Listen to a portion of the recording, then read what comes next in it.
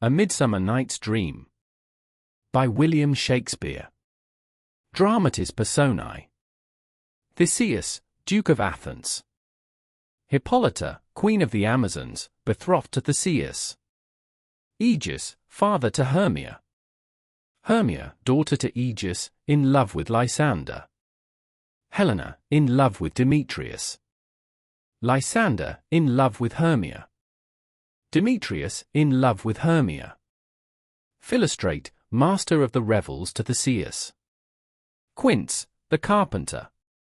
Snug, the joiner. Bottom, the weaver. Flute, the bellows mender. Snout, the tinker. Starveling, the tailor. Oberon, king of the fairies. Titania, queen of the fairies. Puck, or Robin Goodfellow, a fairy. Peas blossom, fairy. Cobweb, fairy. Moth, fairy. Mustard seed, fairy. Pyramus, Thisbe, wall, moonshine, lion, characters in the interlude. Performed by the clowns. Other fairies attending their king and queen. Attendants on Theseus and Hippolyta. Scene, Athens, and a wood not far from it. Act I. Scene I, Athens. A room in the palace of Theseus. Enter Theseus, Hippolyta, Philostrate and attendants. Theseus. Now, fair Hippolyta, our nuptial hour draws on apace, for happy days bring in another moon, but oh, methinks, how slow this old moon wanes. She lingers my desires, like to a stepdame or a dowager, long withering out a young man's revenue. Hippolyta. For days will quickly steep themselves in night. For nights will quickly dream away the time. And then the moon, like to a silver bow, new bent in heaven, shall behold the night of our solemnities. Theseus. Go, Philostrate. Stir up the Athenian youth to merriments. Awake the pert and nimble spirit of mirth. Turn melancholy forth to funerals. The pale companion is not for our pomp. Exit Philostrate. Hippolyta, I wooed thee with my sword, and won thy love doing thee injuries. But I will wed thee in another key. With pomp, with triumph, and with revelling. Enter Aegeus, Hermia, Lysander, and Demetrius. Aegeus. Happy be Theseus, our renowned duke. Theseus. Thanks, good Aegeus. What's the news with thee? Aegeus. Full of vexation come I, with complaint against my child, my daughter Hermia. Stand forth, Demetrius. My noble lord. This maneth my consent to marry her. Stand forth, Lysander. And, my gracious duke. This maneth bewitched the bosom of my child. Thou, Lysander, thou hast given her rhymes, and interchanged love tokens with my child. Thou hast by moonlight at her window sung, with feigning voice, verses of feigning love, and stolen the impression of her fantasy. With bracelets of thy hair, rings, gauds, conceits, knacks, trifles, nosegays, sweetmeats, messengers of strong prevailment in unhardened youth. With cunning hast thou filched my daughter's heart, turned her obedience, which is due to me, to stubborn harshness.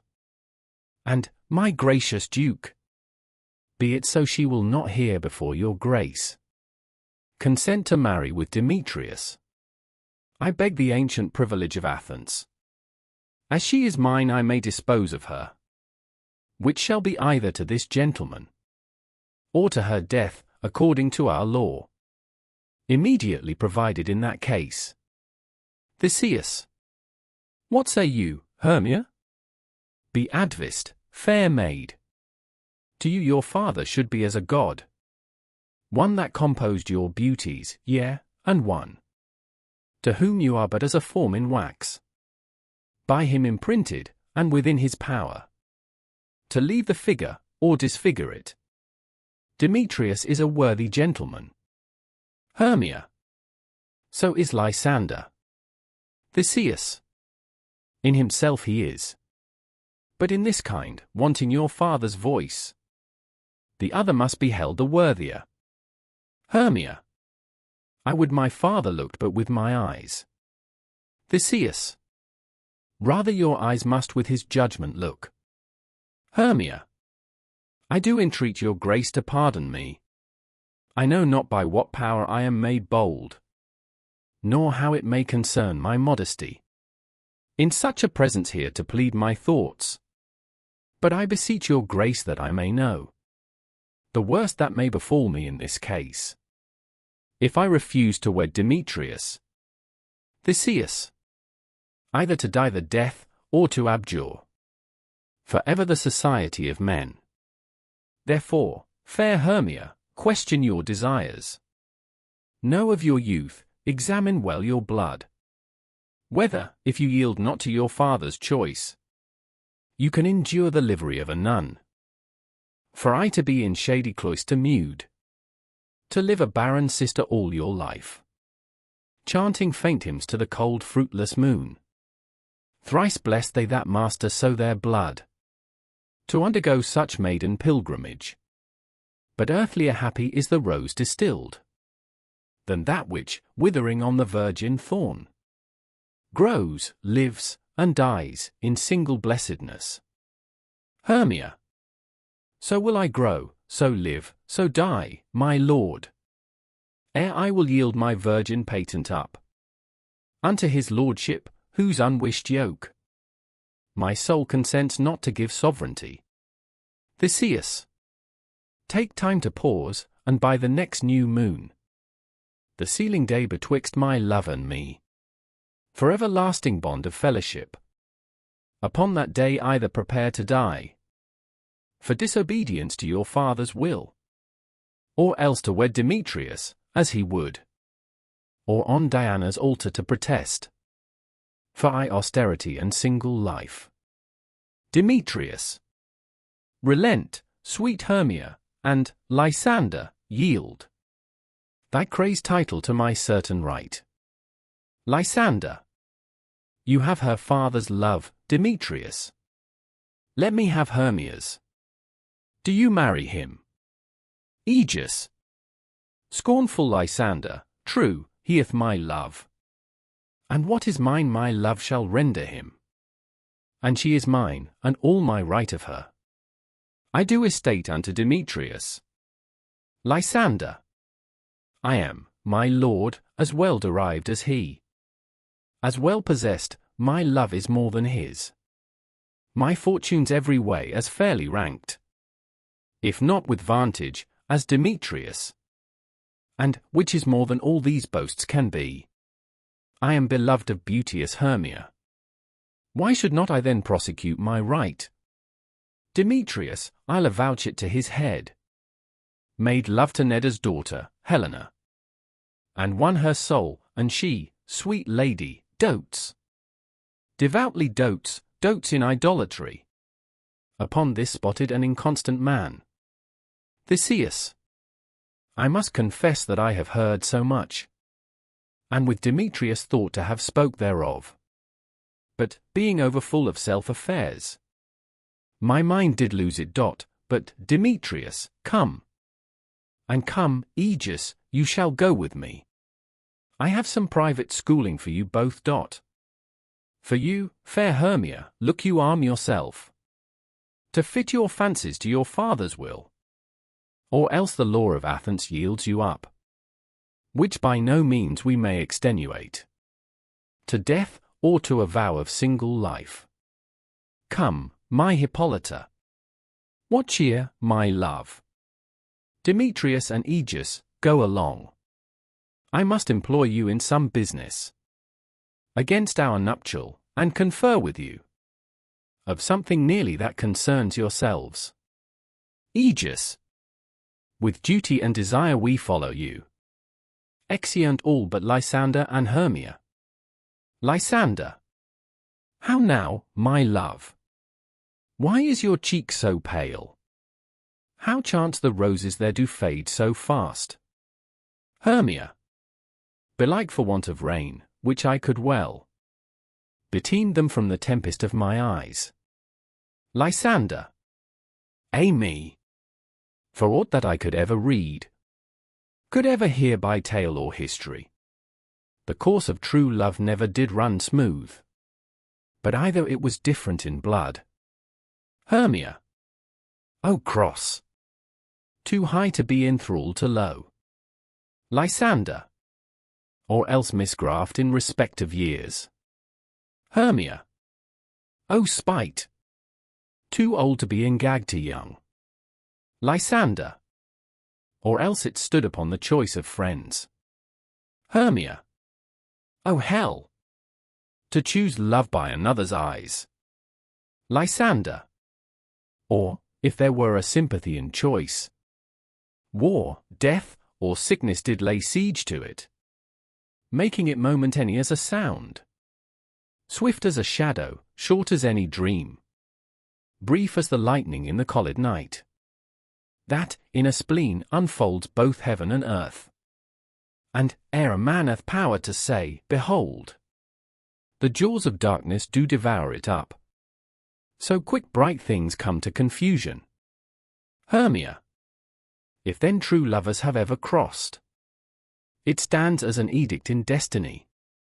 Then let us teach our trial patience, because it is a customary cross, as due to lovers' thoughts and dreams and sighs, wishes and tears, poor fancies followers. Lysander. A good persuasion, therefore, hear me, Hermia. I have a widow aunt, a dowager, of great revenue, and she hath no child. From Athens is her house remote 7 leagues, and she respects me as her only son. There, gentle Hermia, may I marry thee, and to that place the sharp Athenian law cannot pursue us. If thou lovest me then, steal forth thy father's house tomorrow night, and in the wood, a league without the town, where I did meet thee once with Helena, to do observance to a morn of May. There will I stay for thee. Hermia. My good Lysander, I swear to thee by Cupid's strongest bow, by his best arrow with the golden head, by the simplicity of Venus' doves, by that which knitteth souls and prospers loves, and by that fire which burned the Carthage queen, when the false Trojan under sail was seen, by all the vows that ever men have broke, in number more than ever women spoke. In that same place thou hast appointed me, tomorrow truly will I meet with thee. Lysander. Keep promise, love. Look, here comes Helena. Enter Helena. Hermia. Godspeed, fair Helena. Whither away? Helena. Call you me fair? That fair again unsay. Demetrius loves your fair. O happy fair! Your eyes are lodestars and your tongue sweet air, more tunable than lark to shepherd's ear, when wheat is green, when hawthorn buds appear. Sickness is catching. O were favour so! Yours would I catch, fair Hermia, ere I go. My ear should catch your voice, my eye your eye. My tongue should catch your tongue's sweet melody. Were the world mine, Demetrius being baited, the rest I'd give to be to you translated. Oh, teach me how you look, and with what art you sway the motion of Demetrius' heart. Hermia. I frown upon him, yet he loves me still. Helena. Oh, that your frowns would teach my smiles such skill. Hermia. I give him curses, yet he gives me love. Helena. Oh, that my prayers could such affection move. Hermia. The more I hate, the more he follows me. Helena. The more I love, the more he hateth me. Hermia. His folly, Helena, is no fault of mine. Helena. None but your beauty, would that fault were mine. Hermia. Take comfort, he no more shall see my face. Lysander and myself will fly this place. Before the time I did Lysander see, seemed Athens as a paradise to me. Oh, then, what graces in my love do dwell, that he hath turned a heaven into hell. Lysander. Helen, to you our minds we will unfold. Tomorrow night, when Phoebe doth behold her silver visage in the watery glass, decking with liquid pearl the bladed grass, a time that lovers' flights doth still conceal, through Athens' gates have we Davies to steal. Hermia. And in the wood where often you and I, upon faint primrose beds were wont to lie, emptying our bosoms of their counsel sweet, there my Lysander and myself shall meet, and thence from Athens turn away our eyes, to seek new friends and stranger companies. Farewell, sweet playfellow. Pray thou for us, and good luck grant thee thy Demetrius. Keep word, Lysander. We must starve our sight, from lovers' food, till morrow deep midnight. Lysander. I will, my Hermia. Exit Hermia. Helena, adieu. As you on him, Demetrius dote on you. Exit Lysander. Helena. How happy some or other some can be. Through Athens I am thought as fair as she. But what of that? Demetrius thinks not so. He will not know what all but he do know. And as he errs, doting on Hermia's eyes, so I, admiring of his qualities, things base and vile, holding no quantity, love can transpose to form and dignity. Love looks not with the eyes, but with the mind, and therefore is winged Cupid painted blind. Nor if love's mind of any judgment taste, wings, and no eyes, figure unheedy haste. And therefore is love said to be a child, because in choice he is so oft beguiled, as waggish boys in game themselves forswear. So the boy love is perjured everywhere. For, ere Demetrius looked on Hermia's eyne, he hailed down oaths that he was only mine. And when this hail some heat from Hermia felt, so he dissolved, and showers of oaths did melt. I will go tell him of fair Hermia's flight.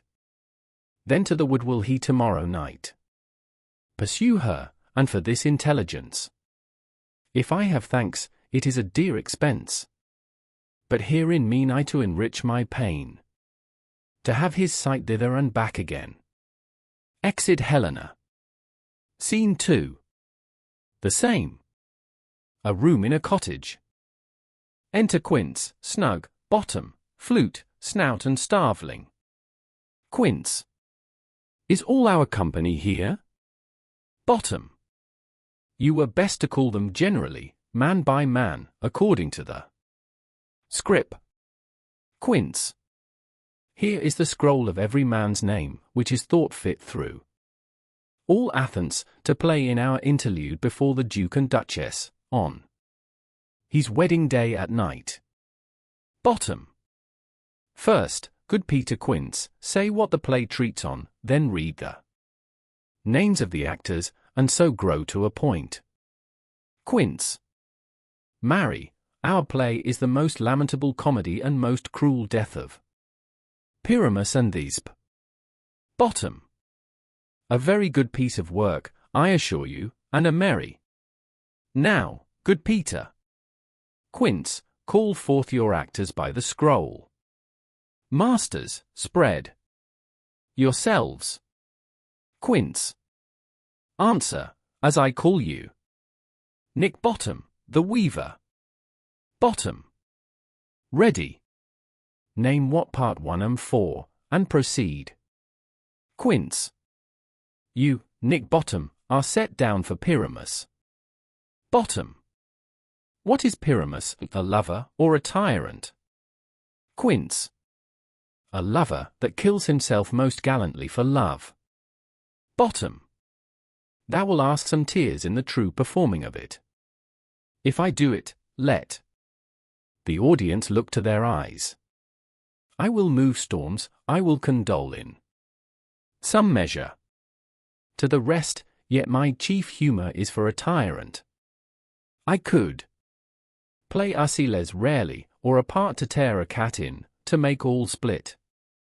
The raging rocks and shivering shocks shall break the locks of prison gates, and Phoebus' car shall shine from far, and make and mar the foolish fates.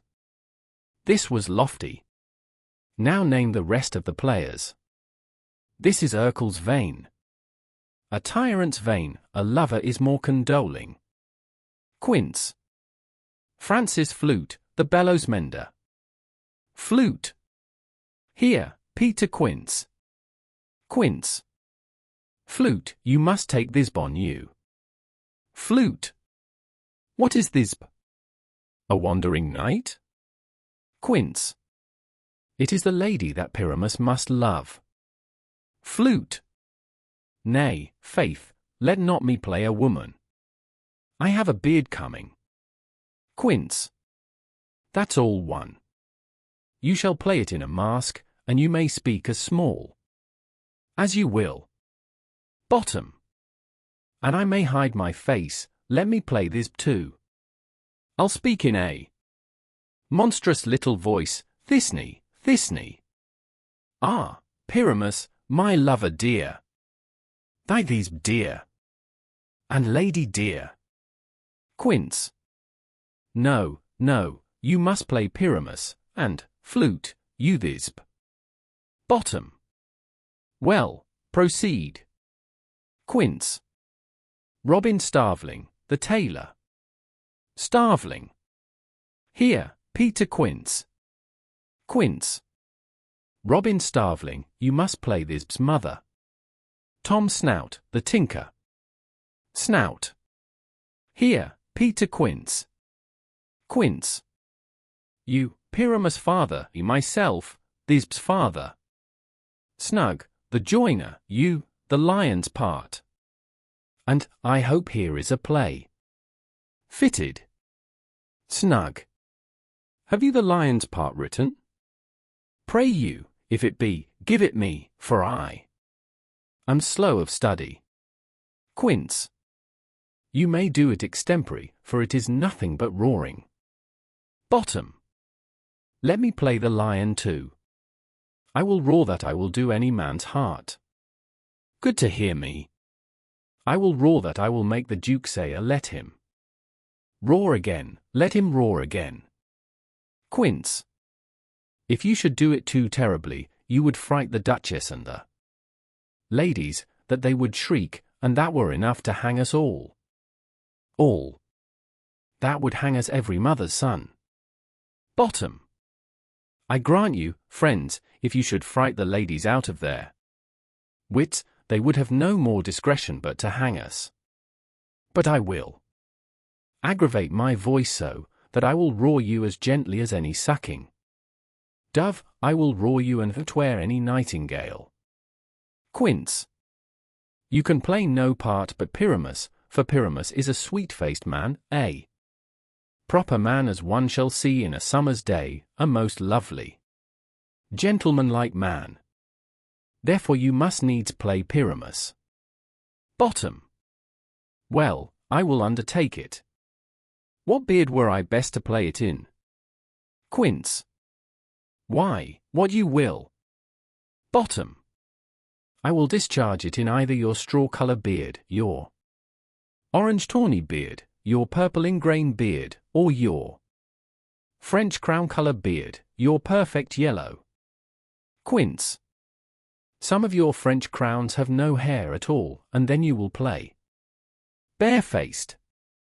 But, masters, here are your parts, and I am to entreat you, request you, and desire you, to con them by tomorrow night, and meet me in the palace wood, a mile without the town, by moonlight, there will We rehearse, for if we meet in the city, we shall be dogged with company, and our devices known.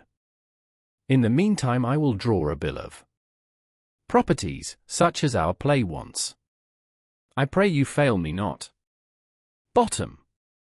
We will meet, and there we may rehearse most obscenely and courageously.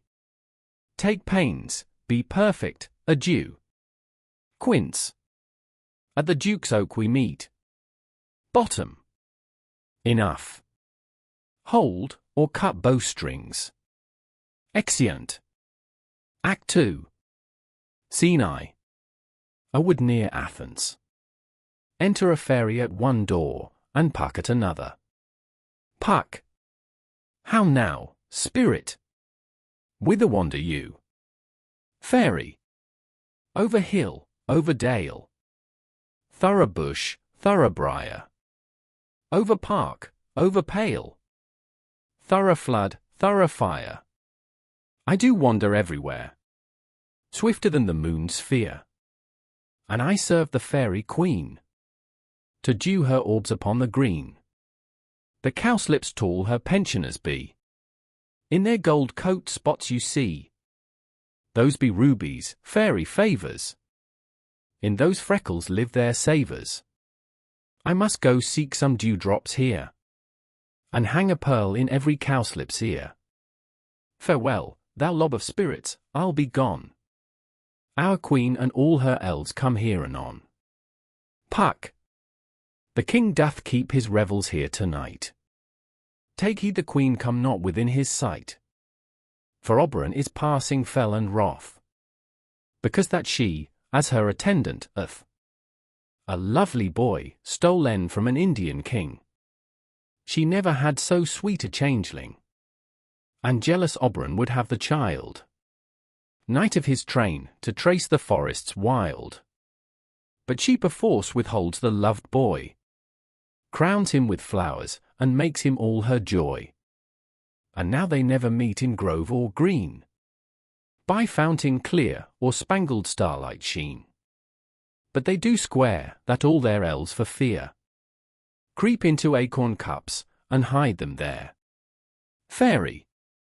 Either I mistake your shape and making quite, or else you are that shrewd and knavish sprite, called Robin Goodfellow. Are not you he that frights the maidens of the villagery, skim milk, and sometimes labour in the quern, and bootless make the breathless housewife churn, and sometime make the drink to bear no balm, mislead night wanderers, laughing at their harm? Those that hobgoblin call you, and sweet Puck. You do their work, and they shall have good luck. Are not you he? Puck. Thou speak'st aright. I am that merry wanderer of the night. I jest to Oberon, and make him smile, when I a fat and been fed horse beguile, neighing in likeness of a filly foal. And sometime lurk I in a gossip's bowl, in very likeness of a roasted crab. And, when she drinks, against her lips I bob, and on her withered dewlap pour the ale. The wisest aunt, telling the saddest tale, sometime for 3-foot stool mistaketh me. Then slip I from her bum, down topples she, and the tailor cries, and falls into a cough. And then the whole choir hold their hips and laugh, and waxen in their mirth, and knees, and swear. A merrier hour was never wasted there. But room, fairy. Here comes Oberon. Fairy. And here my mistress. Would that he were gone. Enter Oberon at one door, with his train, and Titania at another, with hers. Oberon. Ill met by moonlight, proud Titania. Titania. What, jealous Oberon? Fairies, skip hence. I have forsworn his bed and company. Oberon. Tarry, rash wanton, am not I thy lord? Titania. Then I must be thy lady, but I know, when thou hast stolen away from fairyland, and in the shape of Corin sat all day, playing on pipes of corn and versing love. To amorous Philida, why art thou here? Come from the farthest steep of India. But that, forsooth, the bouncing Amazon, your buskined mistress and your warrior love, to Theseus must be wedded, and you come to give their bed joy and prosperity? Oberon, how canst thou thus, for shame, Titania, glance at my credit with Hippolyta, knowing I know thy love to Theseus?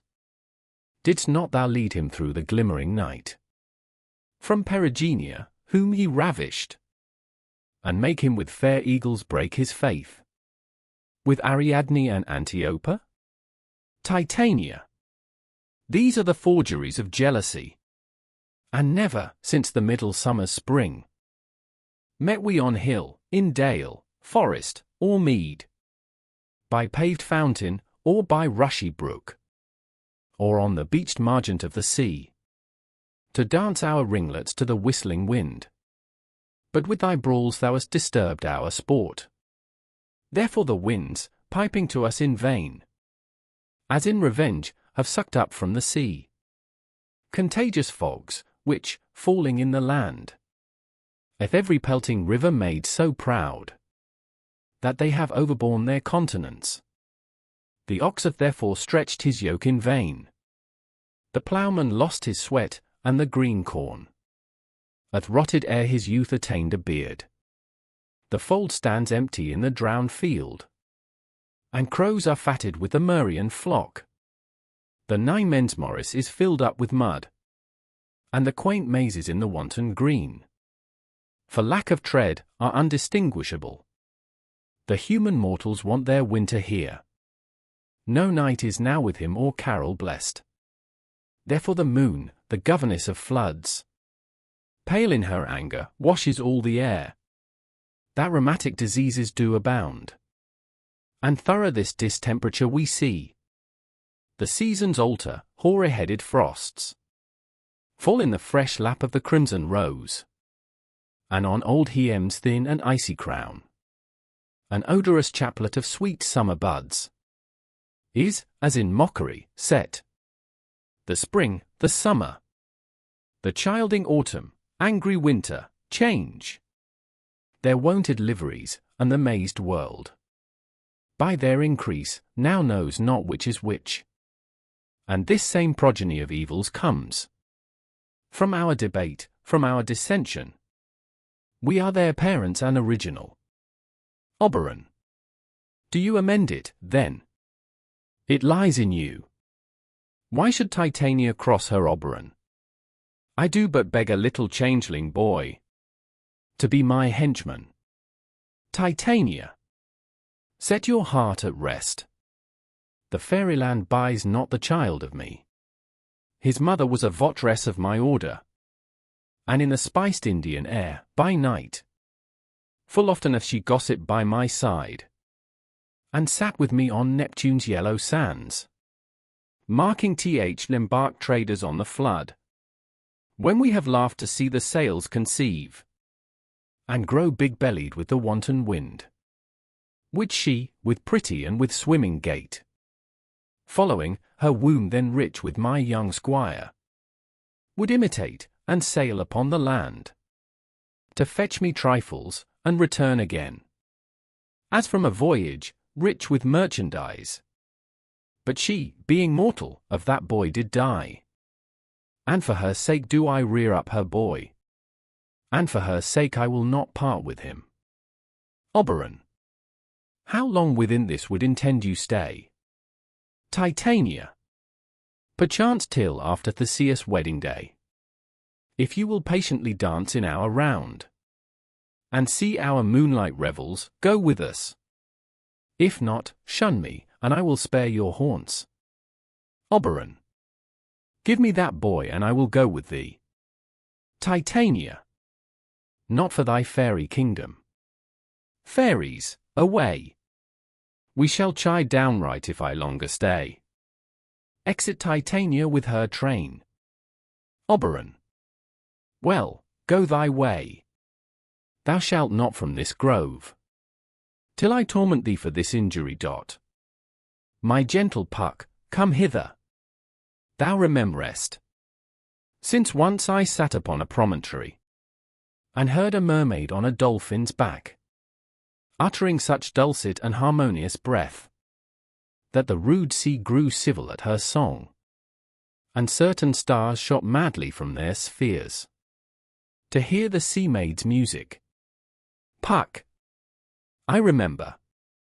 Oberon, that very time I saw, but thou couldst not, flying between the cold moon and the earth, Cupid all armed, a certain aim he took at a fair vestal, throned by the west, and loosed his love shaft smartly from his bow, as it should pierce 100,000 hearts.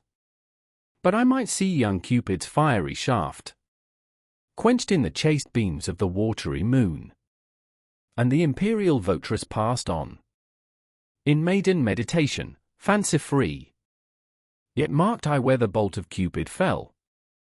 It fell upon a little western flower, before milk-white, now purple with love's wound, and maidens call it love in idleness. Fetch me that flower, the herb I showed thee once. The juice of it on sleeping eyelids laid will make or man or woman madly dote upon the next live creature that it sees. Fetch me this herb, and be thou here again, ere the Leviathan can swim a league. Puck, I'll put a girdle round about the earth in 40 minutes. Exit Puck. Oberon, having once this juice, I'll watch Titania when she is asleep, and drop the liquor of it in her eyes. The next thing then she waking looks upon, be it on lion, bear, or wolf, or bull, on meddling monkey, or on busy ape, she shall pursue it with the soul of love.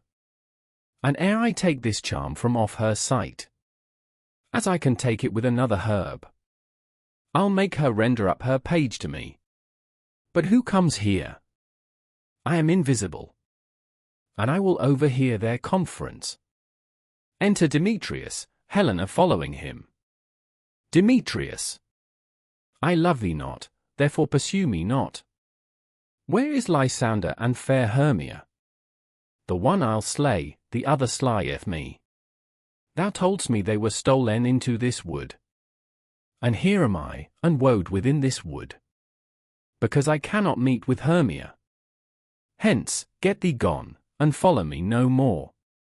Helena, you draw me, you hard-hearted adamant, but yet you draw not iron, for my heart is true as steel.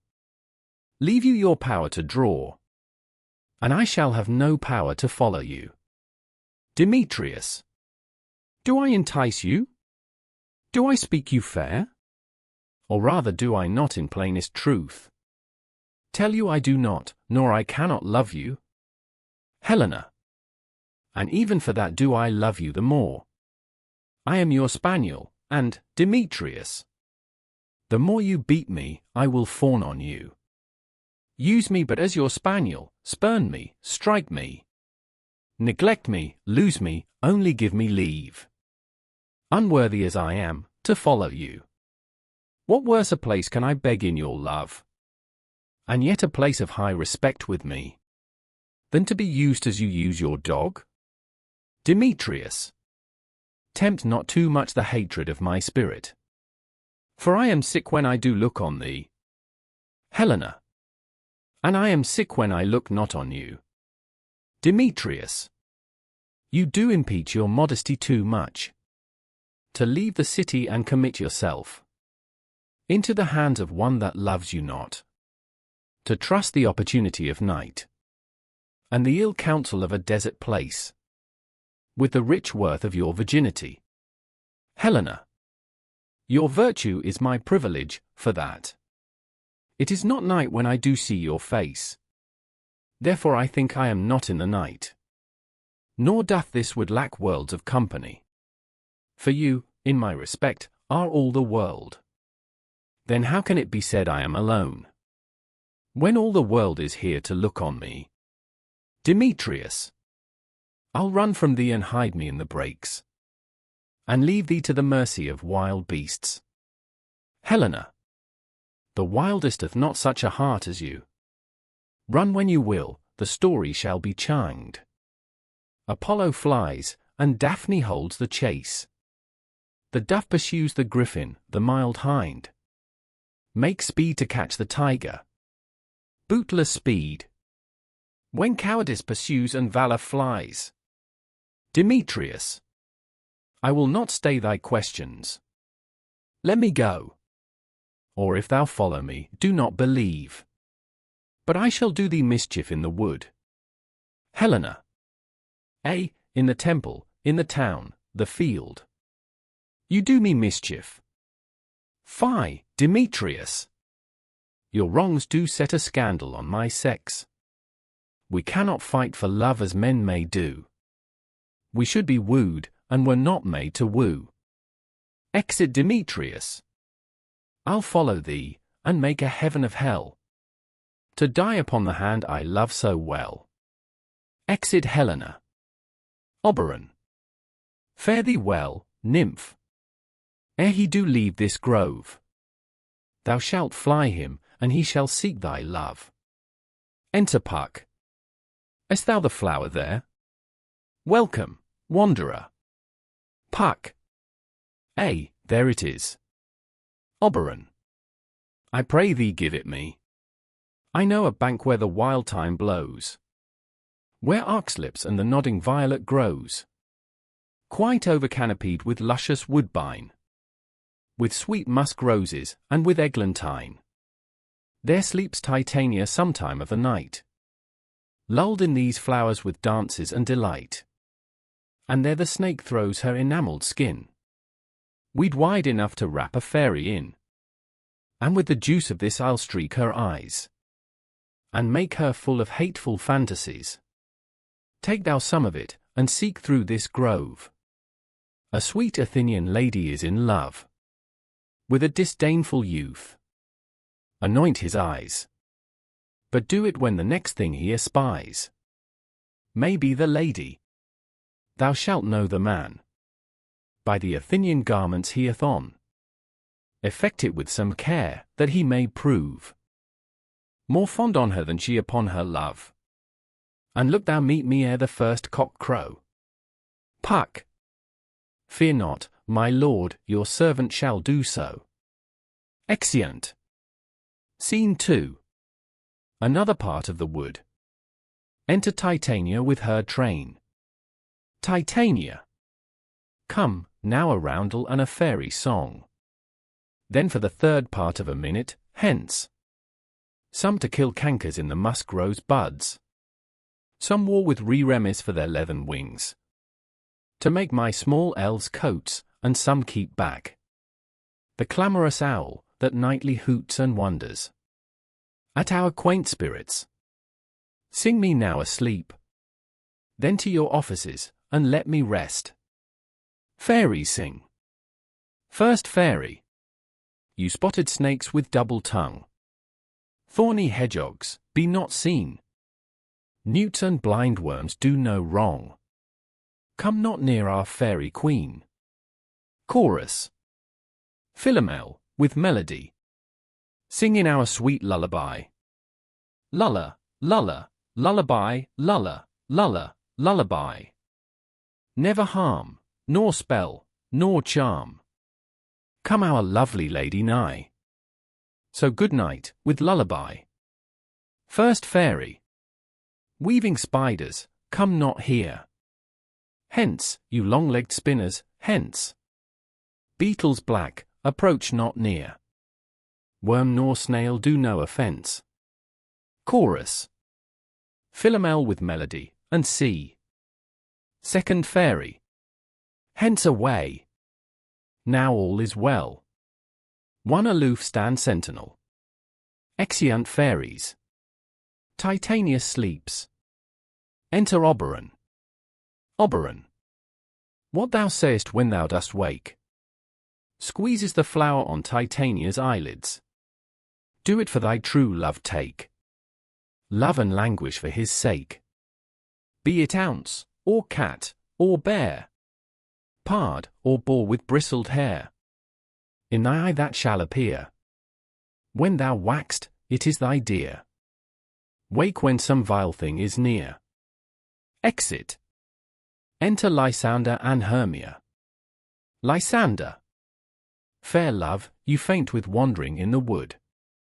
And, to speak troth, I have forgot our way. Will rest us, Hermia, if you think it good, and tarry for the comfort of the day. Hermia. Be it so, Lysander, find you out a bed. For I upon this bank will rest my head. Lysander. One turf shall serve as pillow for us both. One heart, one bed, two bosoms, and one troth. Hermia. Nay, good Lysander, for my sake, my dear. Lie further off yet, do not lie so near. Lysander. Oh, take the sense, sweet, of my innocence. Love takes the meaning in love's conference. I mean that my heart unto yours is knit, so that but one heart we can make of it. Two bosoms interchained with an oath. So then two bosoms and a single troth. Then by your side no bedroom me deny. For lying so, Hermia, I do not lie. Hermia. Lysander riddles very prettily. Now much beshrew my manners and my pride. If Hermia meant to say Lysander lied. But, gentle friend, for love and courtesy, lie further off, in human modesty. Such separation as may well be said becomes a virtuous bachelor and a maid. So far be distant, and good night, sweet friend. Thy love ne'er alter till thy sweet life end. Lysander. Amen, amen, to that fair prayer say I. And then end life when I end loyalty. Here is my bed. Sleep give thee all his rest. Hermia. With half that wish the wisher's eyes be pressed. They sleep. Enter Puck. Puck. Through the forest have I gone, but Athenian found I none, on whose eyes I might approve this flower's force in stirring love. Night and silence. Who is here? Weeds of Athens he doth wear. This is he, my master said. Despised the Athenian maid. And hear the maiden, sleeping sound on the dank and dirty ground. Pretty soul, she durst not lie near this lack love, this kill courtesy. Churl, upon thy eyes I throw all the power this charm doth owe. When thou wax let love forbid sleep his seat on thy eyelid. So awake when I am gone, for I must now to Oberon. Exit. Enter Demetrius and Helena, running. Helena. Stay, though thou kill me, sweet Demetrius. Demetrius. I charge thee, hence, and do not haunt me thus. Helena. Oh, wilt thou darkling leave me? Do not so. Demetrius. Stay, on thy peril, I alone will go. Exit Demetrius. Helena. Oh, I am out of breath in this fond chase. The more my prayer, the lesser is my grace. Happy is Hermia, wheresoe'er she lies, for she hath blessed and attractive eyes. How came her eyes so bright? Not with salt tears. If so, my eyes are oftener washed than hers. No, no, I am as ugly as a bear. For beasts that meet me run away for fear. Therefore no marvel though Demetrius do, as a monster, fly my presence thus. What wicked and dissembling glass of mine made me compare with Hermia's sphery eyne? But who is here? Lysander, on the ground, dead or asleep? I see no blood, no wound. Lysander, if you live, good sir, awake. Lysander. Waking. And run through fire I will for thy sweet sake. transparent Helena. Nature shows art, that through thy bosom makes me see thy heart. Where is Demetrius? Oh, how fit a word is that vile name to perish on my sword. Helena. Do not say so, Lysander, say not so.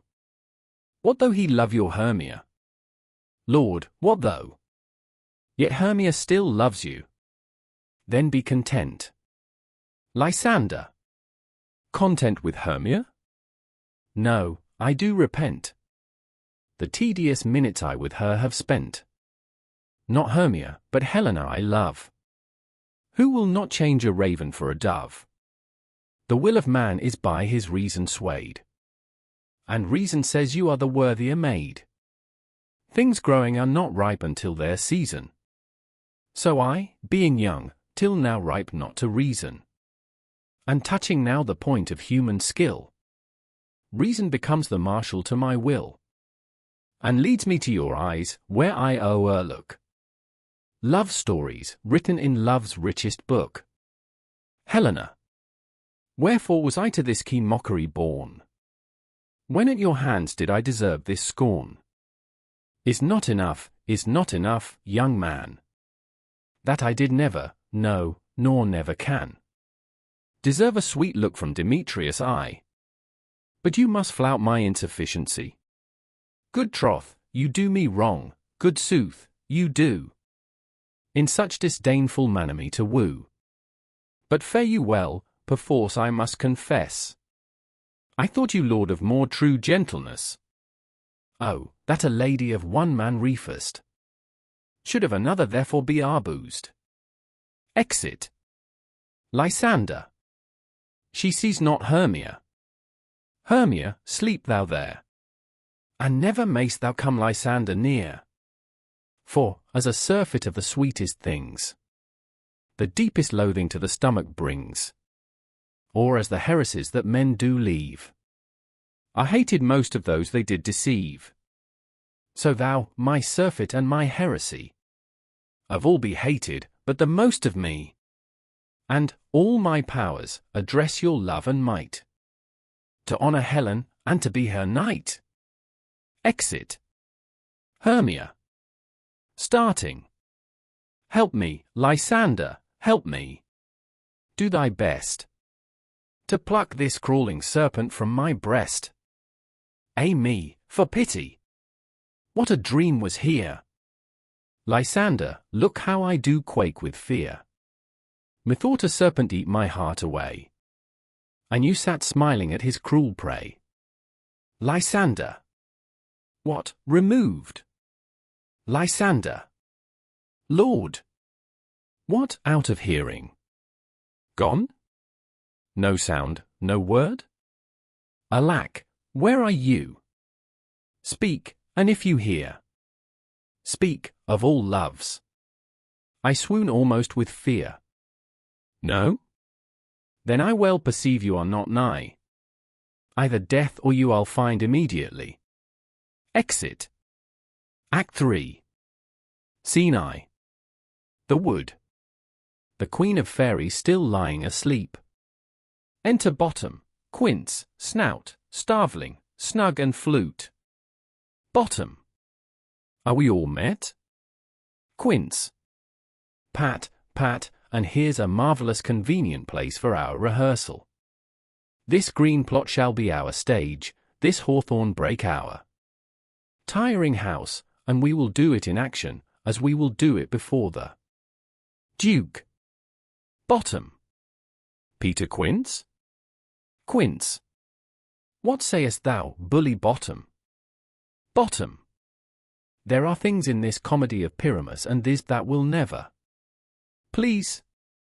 First, Pyramus must draw a sword to kill himself, which the ladies cannot abide. How answer you that? Snout. By our lakin, a parlous fear. Starveling. I believe we must leave the killing out, when all is done. Bottom. Not a whit, I have a device to make all well. Write me a prologue, and let the prologue seem to say we will do no harm with our swords, and that Pyramus is not killed indeed, and for the more better assurance, tell them that I Pyramus am not Pyramus but Bottom the Weaver. This will put them out of fear. Quince. Well, we will have such a prologue, and it shall be written in 8 and 6. Bottom. No, make it 2 more, let it be written in 8 and 8. Snout. Will not the ladies be afeard of the lion? Starveling. I fear it, I promise you. Bottom. Masters, you ought to consider with yourselves, to bring in, God shield us, a lion among ladies is a most dreadful thing. For there is not a more fearful wildfowl than your lion living, and we ought to look to it. Snout. Therefore another prologue must tell he is not a lion. Bottom.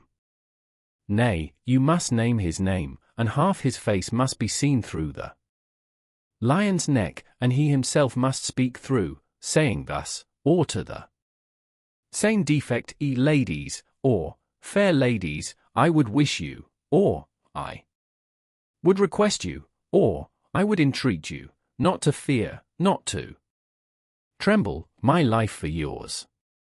If you think I come hither as a lion, it were pity of my life. No, I am no such thing, I am a man as other men are, and there, indeed, let him name his name, and tell them plainly. He is Snug the joiner. Quince. Well, it shall be so. But there is 2 hard things, that is, to bring the moonlight into a chamber, for you know, Pyramus and these meet by moonlight. Snout. Doth the moon shine that night we play our play? Bottom. A calendar, a calendar. Look in the almanac, find out moonshine, find out moonshine. Quince. Yes, it doth shine that night. Bottom. Why, then may you leave a casement of the great chamber window, where we play, open, and the moon may shine in at the casement. Quince. Or else one must come in with a bush of thorns and a lantern, and say he comes to disfigure or to present the person of moonshine. Then there is another thing, we must have a wall in the great chamber, for Pyramus and these, says the story, did talk through the chink of a wall. Snout. You can never bring in a wall. What say you, Bottom? Bottom. Some man or other must present wall. And let him have some plaster, or some loam, or some rough cast about him, to signify wall, and let him hold his fingers thus, and through that cranny shall Pyramus and Isp whisper. Quince. If that may be, then all is well. Come, sit down, every mother's son, and rehearse your parts.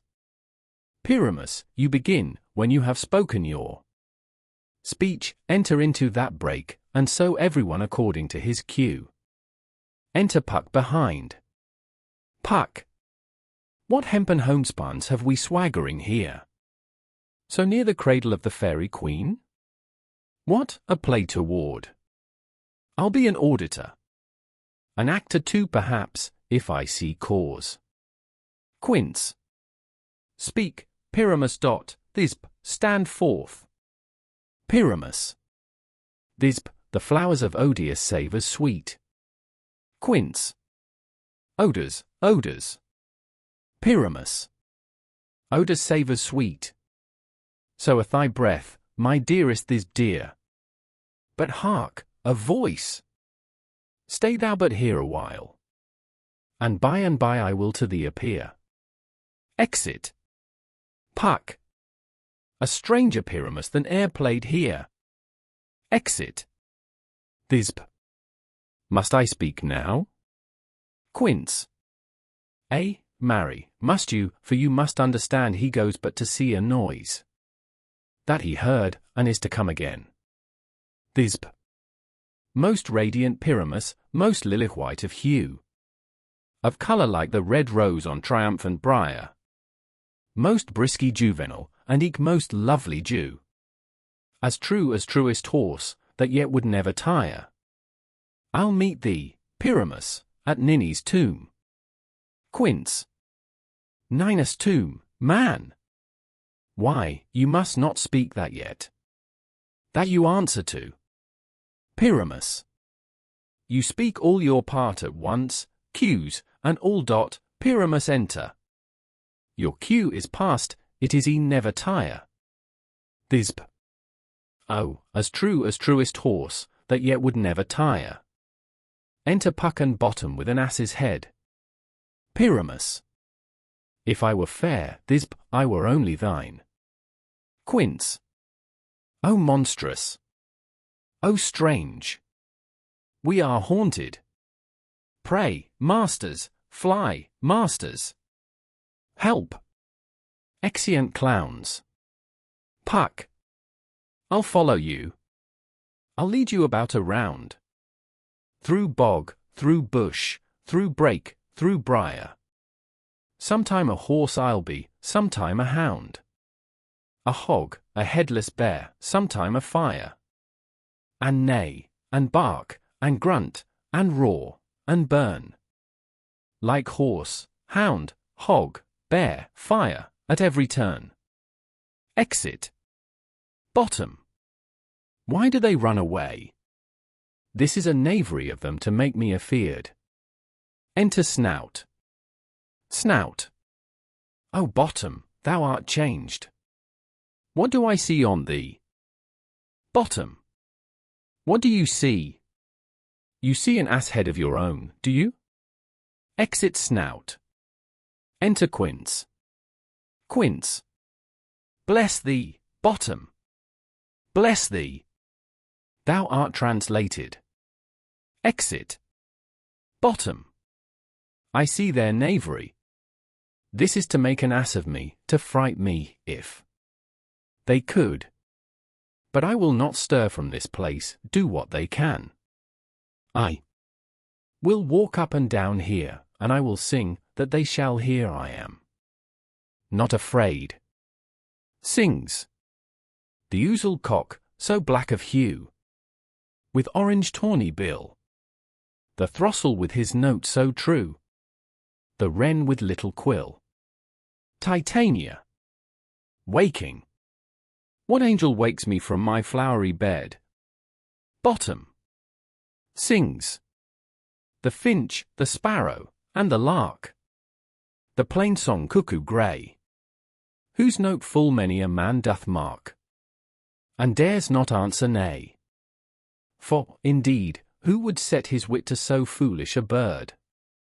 Who would give a bird the lie, though he cry cuckooing ever so? Titania. I pray thee, gentle mortal, sing again. Mine ear is much enamoured of thy note. So is mine eye enthralled to thy shape. And thy fair virtues force perforce doth move me, on the first view, to say, to swear, I love thee. Bottom. Methinks, mistress, you should have little reason for that. And yet, to say the truth, reason and love keep little company together nowadays. The more the pity that some honest neighbours will not make them friends. Nay, I can gleek upon occasion. Titania. Thou art as wise as thou art beautiful. Bottom. Not so, neither, but if I had wit enough to get out of this wood, I have enough to serve mine own turn. Titania. Out of this wood do not desire to go. Thou shalt remain here whether thou wilt or no. I am a spirit of no common rate. The summer still doth tend upon my state. And I do love thee, therefore, go with me. I'll give thee fairies to attend on thee, and they shall fetch thee jewels from the deep, and sing, while thou on pressed flowers dost sleep. And I will purge thy mortal grossness so, that thou shalt like an airy spirit go. Peace blossom. cobweb, moth, and mustard seed. Enter for fairies. Peace blossom. Ready. Cobweb. Anai. Moth. Anai. Mustard seed. Anai. All. Where shall we go? Titania. Be kind and courteous to this gentleman. Hop in his walks and gambol in his eyes. Feed him with apricots and dewberries, with purple grapes, green figs, and mulberries. The honey bags steal from the humble bees, and for night tapers, crop their waxen thighs, and light them at the fiery glowworm's eyes. To have my love to bed and to arise, and pluck the wings from painted butterflies, to fan the moonbeams from his sleeping eyes. Nod to him, elves, and do him courtesies. Peace blossom. Hail, mortal. Cobweb. Hail. Moth. Hail. Mustard seed. Hail. Bottom. I cry your worship's mercy, heartily. I beseech your worship's name. Cobweb.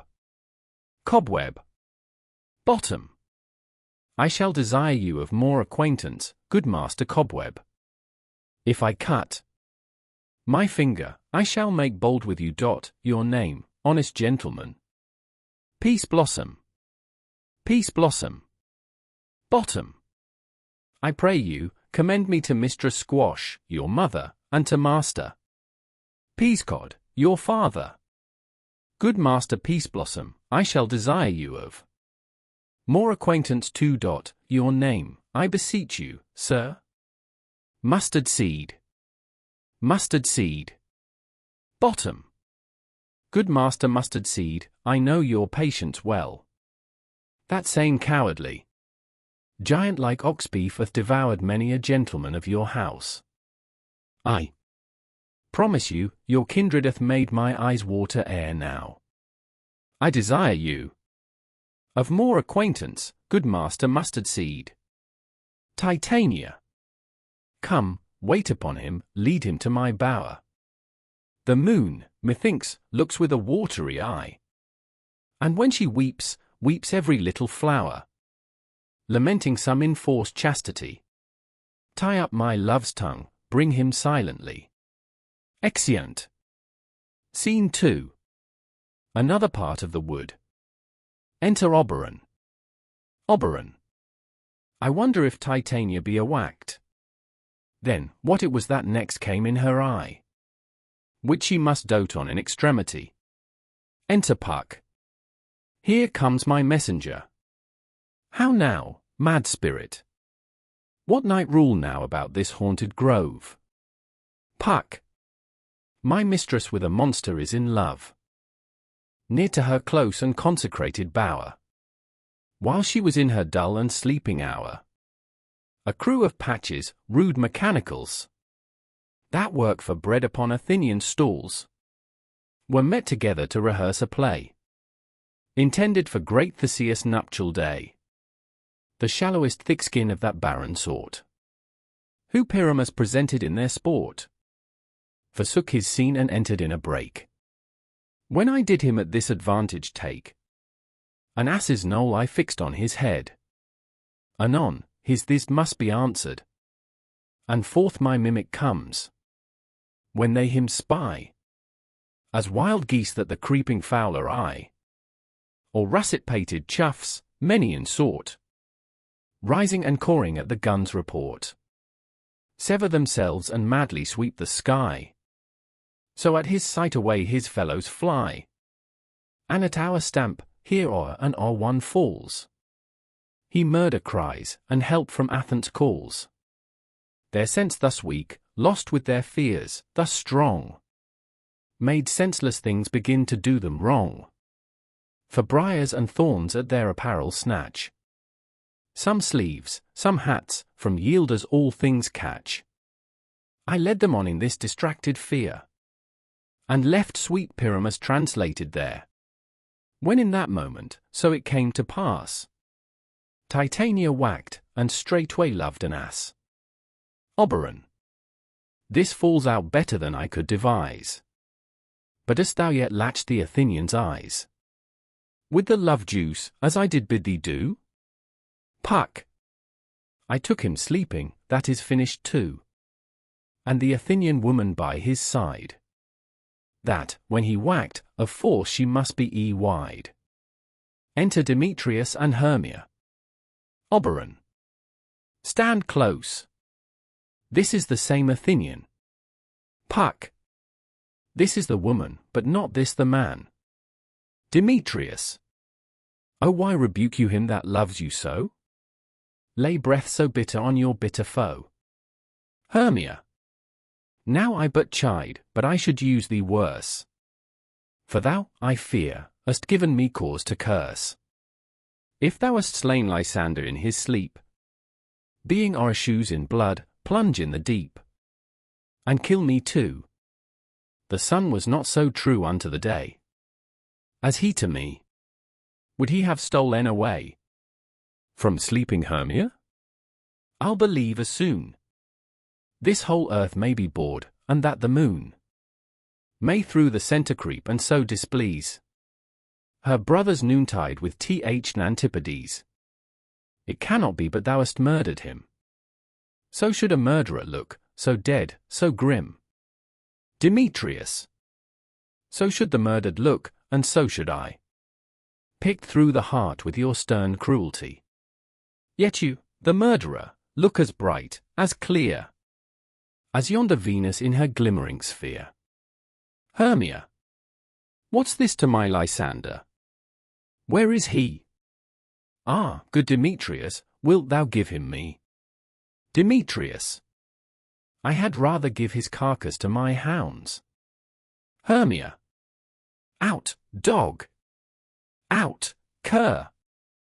Thou driv'st me past the bounds of maiden's patience. Hast thou slain him, then? Henceforth be never numbered among men. Oh, once tell true, even for my sake.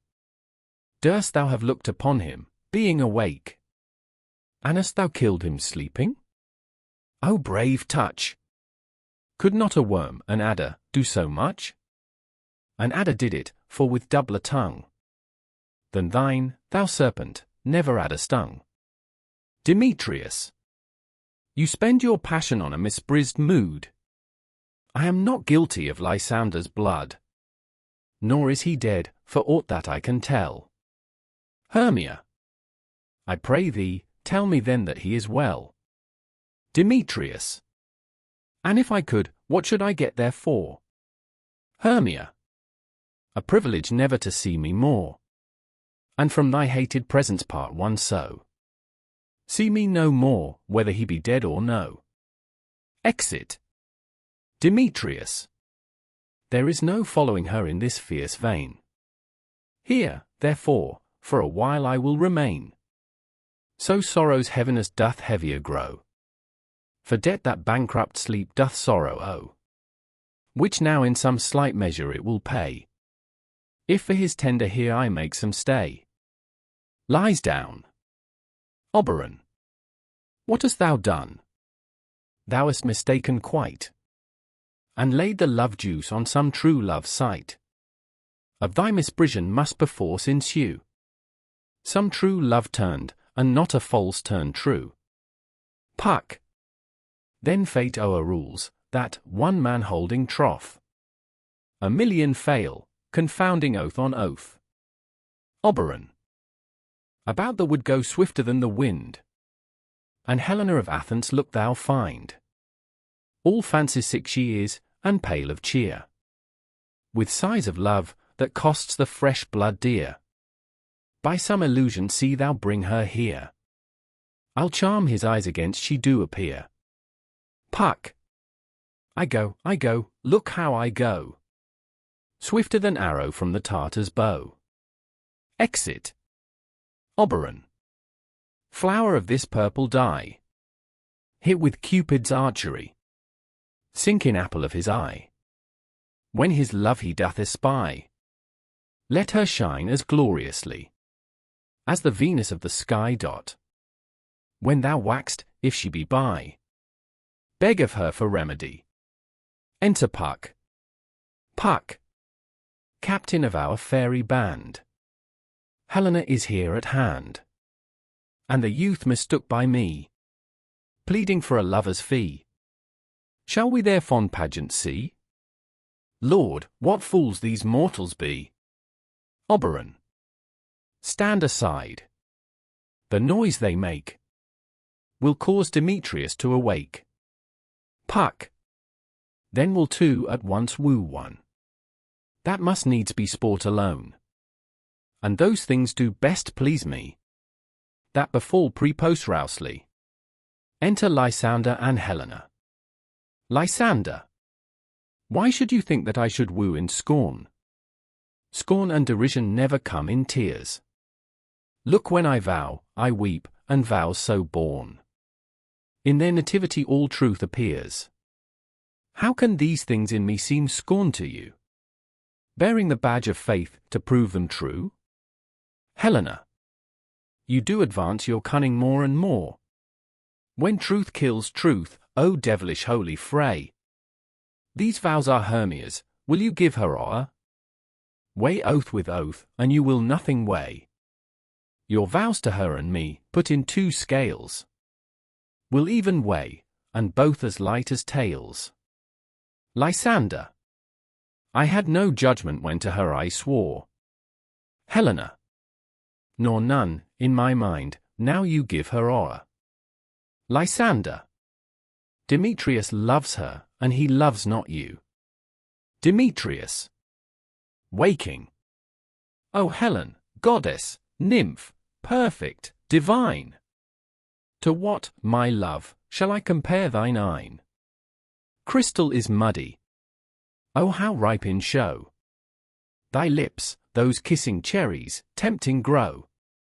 That pure congealed white, high Taurus snow, fanned with the eastern wind, turns to a crow, when thou hold'st up thy hand. Oh, let me kiss this princess of pure white, this seal of bliss. Helena, O spite! O hell! I see you all are bent to set against me for your merriment. If you were civil, and knew courtesy, you would not do me thus much injury. Can you not hate me, as I know you do? But you must join in souls to mock me too. If you were men, as men you are in show, you would not use a gentle lady so, to vow, and swear, and superpraise my parts, when I am sure you hate me with your hearts. You both are rivals, and love Hermia, and now both rivals, to mock Helena. A trim exploit, a manly enterprise, to conjure tears up in a poor maid's eyes. With your derision, none of noble sort would so offend a virgin, and extort a poor soul's patience, all to make you sport. Lysander, you are unkind. Demetrius, be not so. For you love Hermia, this you know I know. And here, with all good will, with all my heart, in Hermia's love I yield you up my part, and yours of Helena to me bequeath, whom I do love and will do till my death. Helena, never did mockers waste more idle breath.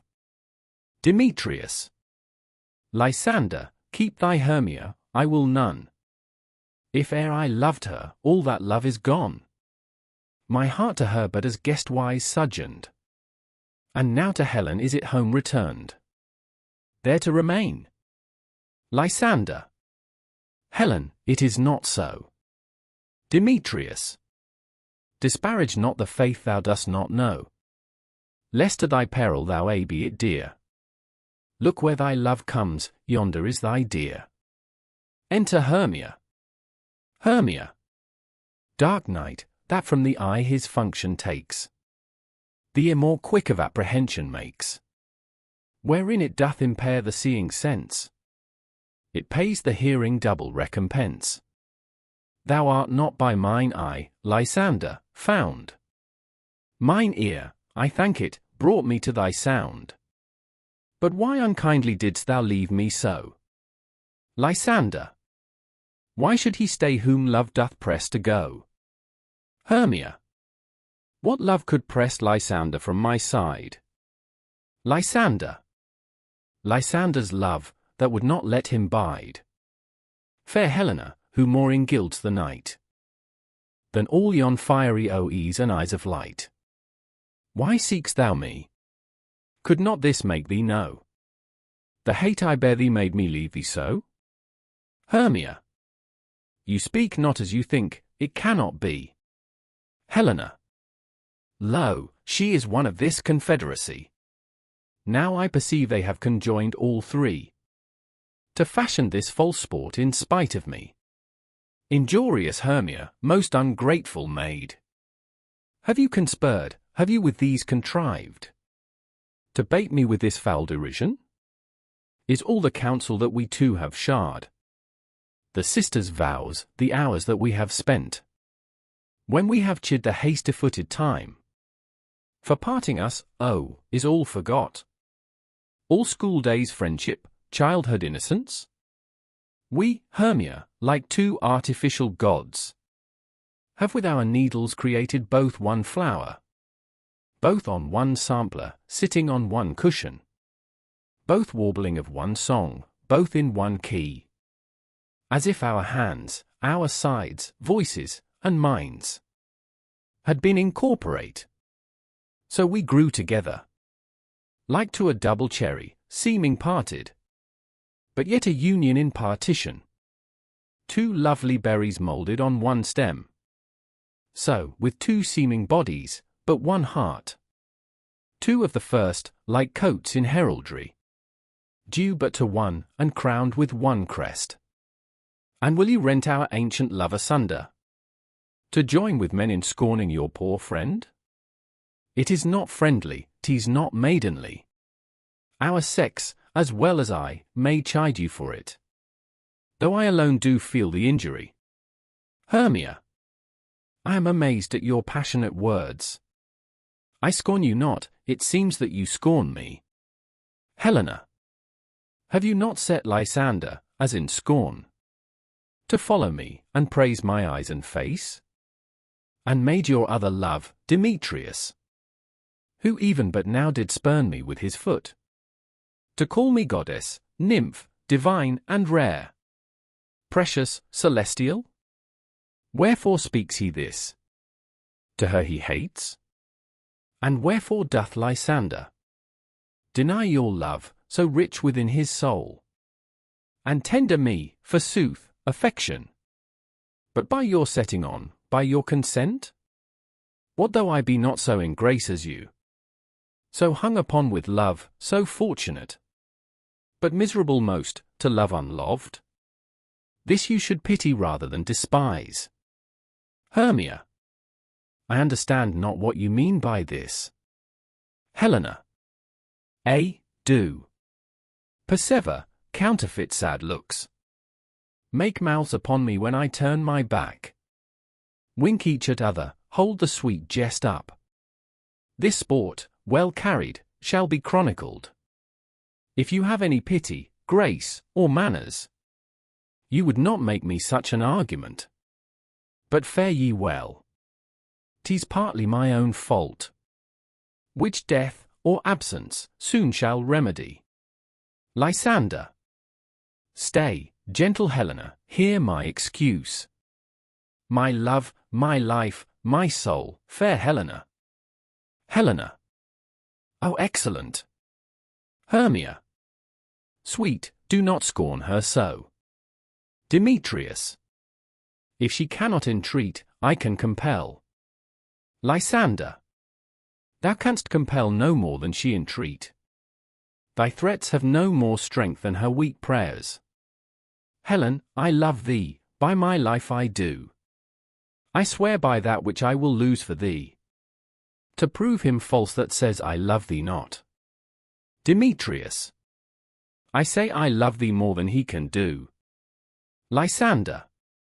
If thou say so, withdraw, and prove it too.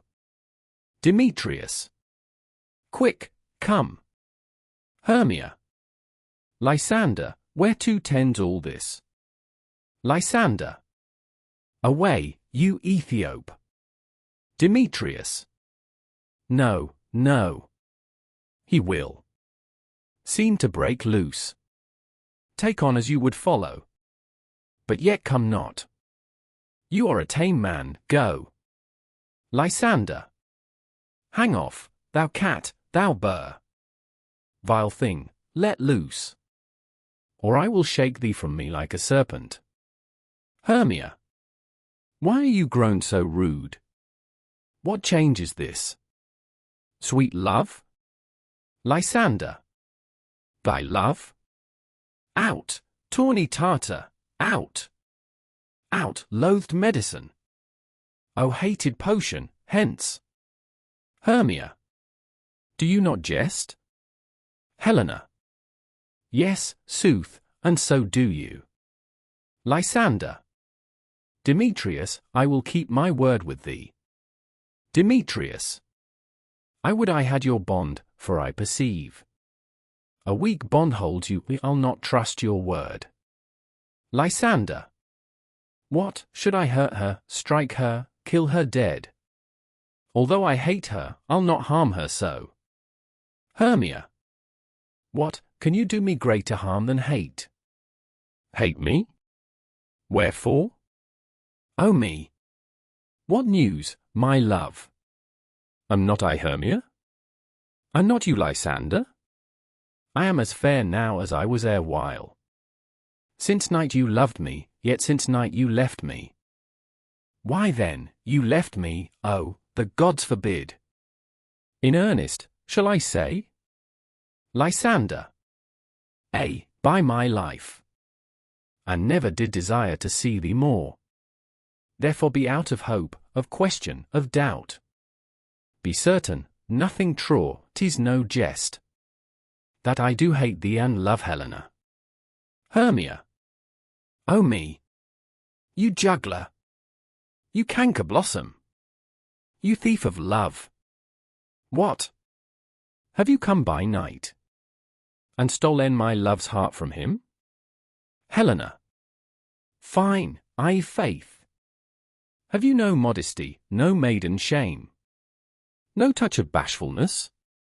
What, will you tear impatient answers from my gentle tongue? Fie, fie, you counterfeit, you puppet, you. Hermia. Puppet. Why so? That way goes the game. Now I perceive that she hath made compare between our statures, she hath urged her height, and with her personage, her tall personage. Her height, forsooth, she hath prevailed with him. And are you grown so high in his esteem, because I am so dwarfish and so low? How low am I, thou painted maypole? Speak. How low am I? I am not yet so low, but that my nails can reach unto thine eyes. Helena. I pray you, though you mock me, gentlemen, let her not hurt me. I was never cursed. I have no gift at all in shrewishness.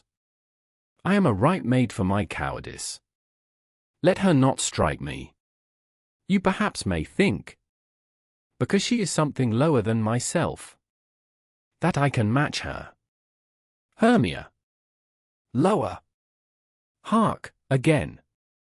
Helena. Good Hermia, do not be so bitter with me. I evermore did love you, Hermia. Did ever keep your counsels, never wronged you. Save that, in love unto Demetrius, I told him of your stealth unto this wood. He followed you, for love I followed him. But he hath chid me hence, and threatened me to strike me, spurn me, nay, to kill me too. And now, so you will let me quiet go. To Athens will I bear my folly back, and follow you no further. Let me go. You see how simple and how fond I am. Hermia. Why, get you gone. Who is that hinders you? Helena. A foolish heart that I leave here behind. Hermia. What? With Lysander? Helena. With Demetrius. Lysander. Be not afraid, she shall not harm thee, Helena. Demetrius. No, sir, she shall not, though you take her part. Helena. Oh, when she's angry, she is keen and shrewd. She was a vixen when she went to school. And though she be but little, she is fierce. Hermia. Little again. Nothing but low and little? Why will you suffer her to flout me thus? Let me come to her. Lysander. Get you gone, you dwarf. You minimus, of hind ring not grass made. You bead, you acorn. Demetrius. You are too officious. In her behalf that scorns your services. Let her alone. Speak not of Helena. Take not her part, for if thou dost intend never so little show of love to her, thou shalt be it. Lysander. Now she holds me not. Now follow, if thou darst, to try who's right. Of thine or mine, is most in Helena. Demetrius. Follow. Nay, I'll go with thee, cheek by jowl. Exeunt Lysander and Demetrius. Hermia. You, mistress, all this coil is long of you. Nay, go not back. Helena. I will not trust you, nor longer stay in your cursed company. Your hands than mine are quicker for a fray. My legs are longer though, to run away. Exit. Hermia. I am amazed, and know not what to say. Exit, pursuing Helena. Oberon. This is thy negligence, still thou mistackst. Or else commits thy knaveries wilfully. Puck. Believe me, king of shadows, I mistook. Did not you tell me I should know the man? By the Athenian garments he had on? And so far blameless proves my enterprise, that I have anointed an Athenian's eyes. And so far am I glad it so did sort, as this their jangling I esteem a sport. Oberon. Thou sayest these lovers seek a place to fight. High therefore, Robin, overcast the night. The starry welkin cover thou anon, with drooping fog, as black as Akron, and lead these testy rivals so astray, as one come not within another's way. Like to Lysander sometime frame thy tongue, then stir Demetrius up with bitter wrong, and sometime rail thou like Demetrius, and from each other look thou lead them thus, till o'er their brows death counterfeiting sleep, with leaden legs and batty wings doth creep. Then crush this herb into Lysander's eye, whose liquoreth this virtuous property, to take from thence all error with his might, and make his eyeballs roll with wonted sight. When they next wake, all this derision shall seem a dream and fruitless vision, and back to Athens shall the lovers wend, with league whose date till death shall never end. Whiles I in this affair do thee employ, I'll to my queen, and beg her Indian boy, and then I will her charmed eye release from monsters' view, and all things shall be peace. Puck. My fairy lord, this must be done with haste, for night swift dragons cut the clouds full fast, and yonder shines Aurora's harbinger, at whose approach, ghosts wandering here and there troop home to churchyards. Damned spirits all, that in crossways and floods have burial, already to their wormy beds are gone, for fear lest day should look their shames upon. They wilfully themselves exile from light, and must for aye consort with black-browed night. Oberon. But we are spirits of another sort. I with the morning's love have oft made sport, and, like a forester, the groves may tread, even till the eastern gate, all fiery red, opening on Neptune with fair blessed beams, turns into yellow gold his salt green streams. But, notwithstanding, haste, make no delay. We may effect this business yet ere day. Exit Oberon. Puck. Up and down, up and down. I will lead them up and down. I am feared in field and town. Goblin, lead them up and down. Here comes one. Enter Lysander. Lysander. Where art thou, proud Demetrius? Speak thou now. Puck. Here, villain, drawn and ready. Where art thou? Lysander. I will be with thee straight. Puck. Follow me then to plainer ground. Exit Lysander as following the voice. Enter Demetrius. Demetrius. Lysander, speak again. Thou runaway, thou coward, art thou fled? Speak. In some bush? Where dost thou hide thy head? Puck. Thou coward, art thou bragging to the stars, telling the bushes that thou look'st for wars, and wilt not come? Come, recreant, come, thou child. I'll whip thee with a rod. He is deafled that draws a sword on thee. Demetrius. Yea, art thou there? Puck. Follow my voice, we'll try no manhood here. Exeunt. Enter Lysander. Lysander. He goes before me, and still dares me on. When I come where he calls, then he is gone. The villain is much lighter heeled than I. I followed fast, but faster he did fly. That fallen am I in dark uneven way, and here will rest me. Come, thou gentle day.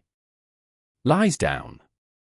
For if but once thou show me thy grey light, I'll find Demetrius, and revenge this spite. Sleeps. Enter Puck and Demetrius. Puck. Ho, ho, ho. Coward, why com'st thou not? Demetrius. Abide me, if thou darst, for well I wot thou runn'st before me, shifting every place, and darst not stand, nor look me in the face. Where art thou? Puck. Come hither, I am here. Demetrius. Nay, then, thou mock'st me. Thou shalt buy this dear, if ever I thy face by daylight see. Now go thy way. Faintness constraineth me to measure out my length on this cold bed. By day's approach look to be visited. Lies down and sleeps. Enter Helena. Helena. O weary night, O long and tedious night, abate thy hours. Shine, comforts, from the east, that I may back to Athens by daylight, from these that my poor company detest, and sleep, that sometimes shuts up sorrow's eye, steal me a while from mine own company. Sleeps. Puck. Yet but three? Come one more. Two of both kinds makes up four. Here she comes, cursed and sad. Cupid is a knavish lad, thus to make poor females mad. Enter Hermia. Hermia. Never so weary, never so in woe, bedabbled with the dew, and torn with briars. I can no further crawl, no further go. My legs can keep no pace with my desires. Here will I rest me till the break of day. Heaven shield Lysander, if they mean a fray. Lies down. Puck. On the ground. Sleep sound. I'll apply to your eye, gentle lover, remedy, squeezing the juice on Lysander's eye. When thou waxed, thou taxed true delight in the sight of thy former lady's eye, and the country proverb known, that every man should take his own. In your waking shall be shown. Jack shall have Jill. Naught shall go ill. The man shall have his mare again, and all shall be well. Exit Puck. Act 4. Scene I. The wood. Lysander, Demetrius, Helena, and Hermia still asleep.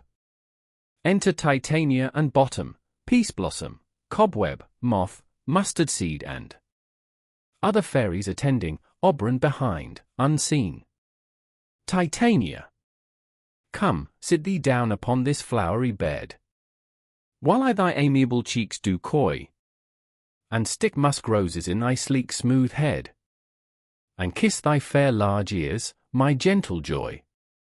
Bottom. Where's Peace Blossom? Peace Blossom. Ready. Bottom. Scratch my head, Peace Blossom. Where's Monsieur Cobweb? Cobweb. Ready. Bottom. Monsieur Cobweb, good monsieur, get you your weapons in your hand and kill me a red-hipped humble-bee on the top of a thistle, and, good monsieur, bring me the honey bag. Do not fret yourself too much in the action, monsieur, and, good monsieur, have a care the honey bag break not. I would be loath to have you overflown with a honey bag, signor. Where's Monsieur Mustard Seed? Mustard Seed. Ready. Bottom. Give me your neef, Monsieur Mustard Seed. Pray you, leave your courtesy. Good monsieur. Mustard Seed. What's your will? Bottom. Nothing, good monsieur, but to help Cavalery Cobweb to scratch. I must.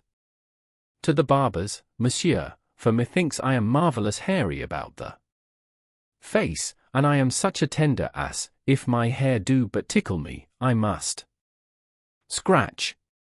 Titania. What, wilt thou hear some music, my sweet love? Bottom.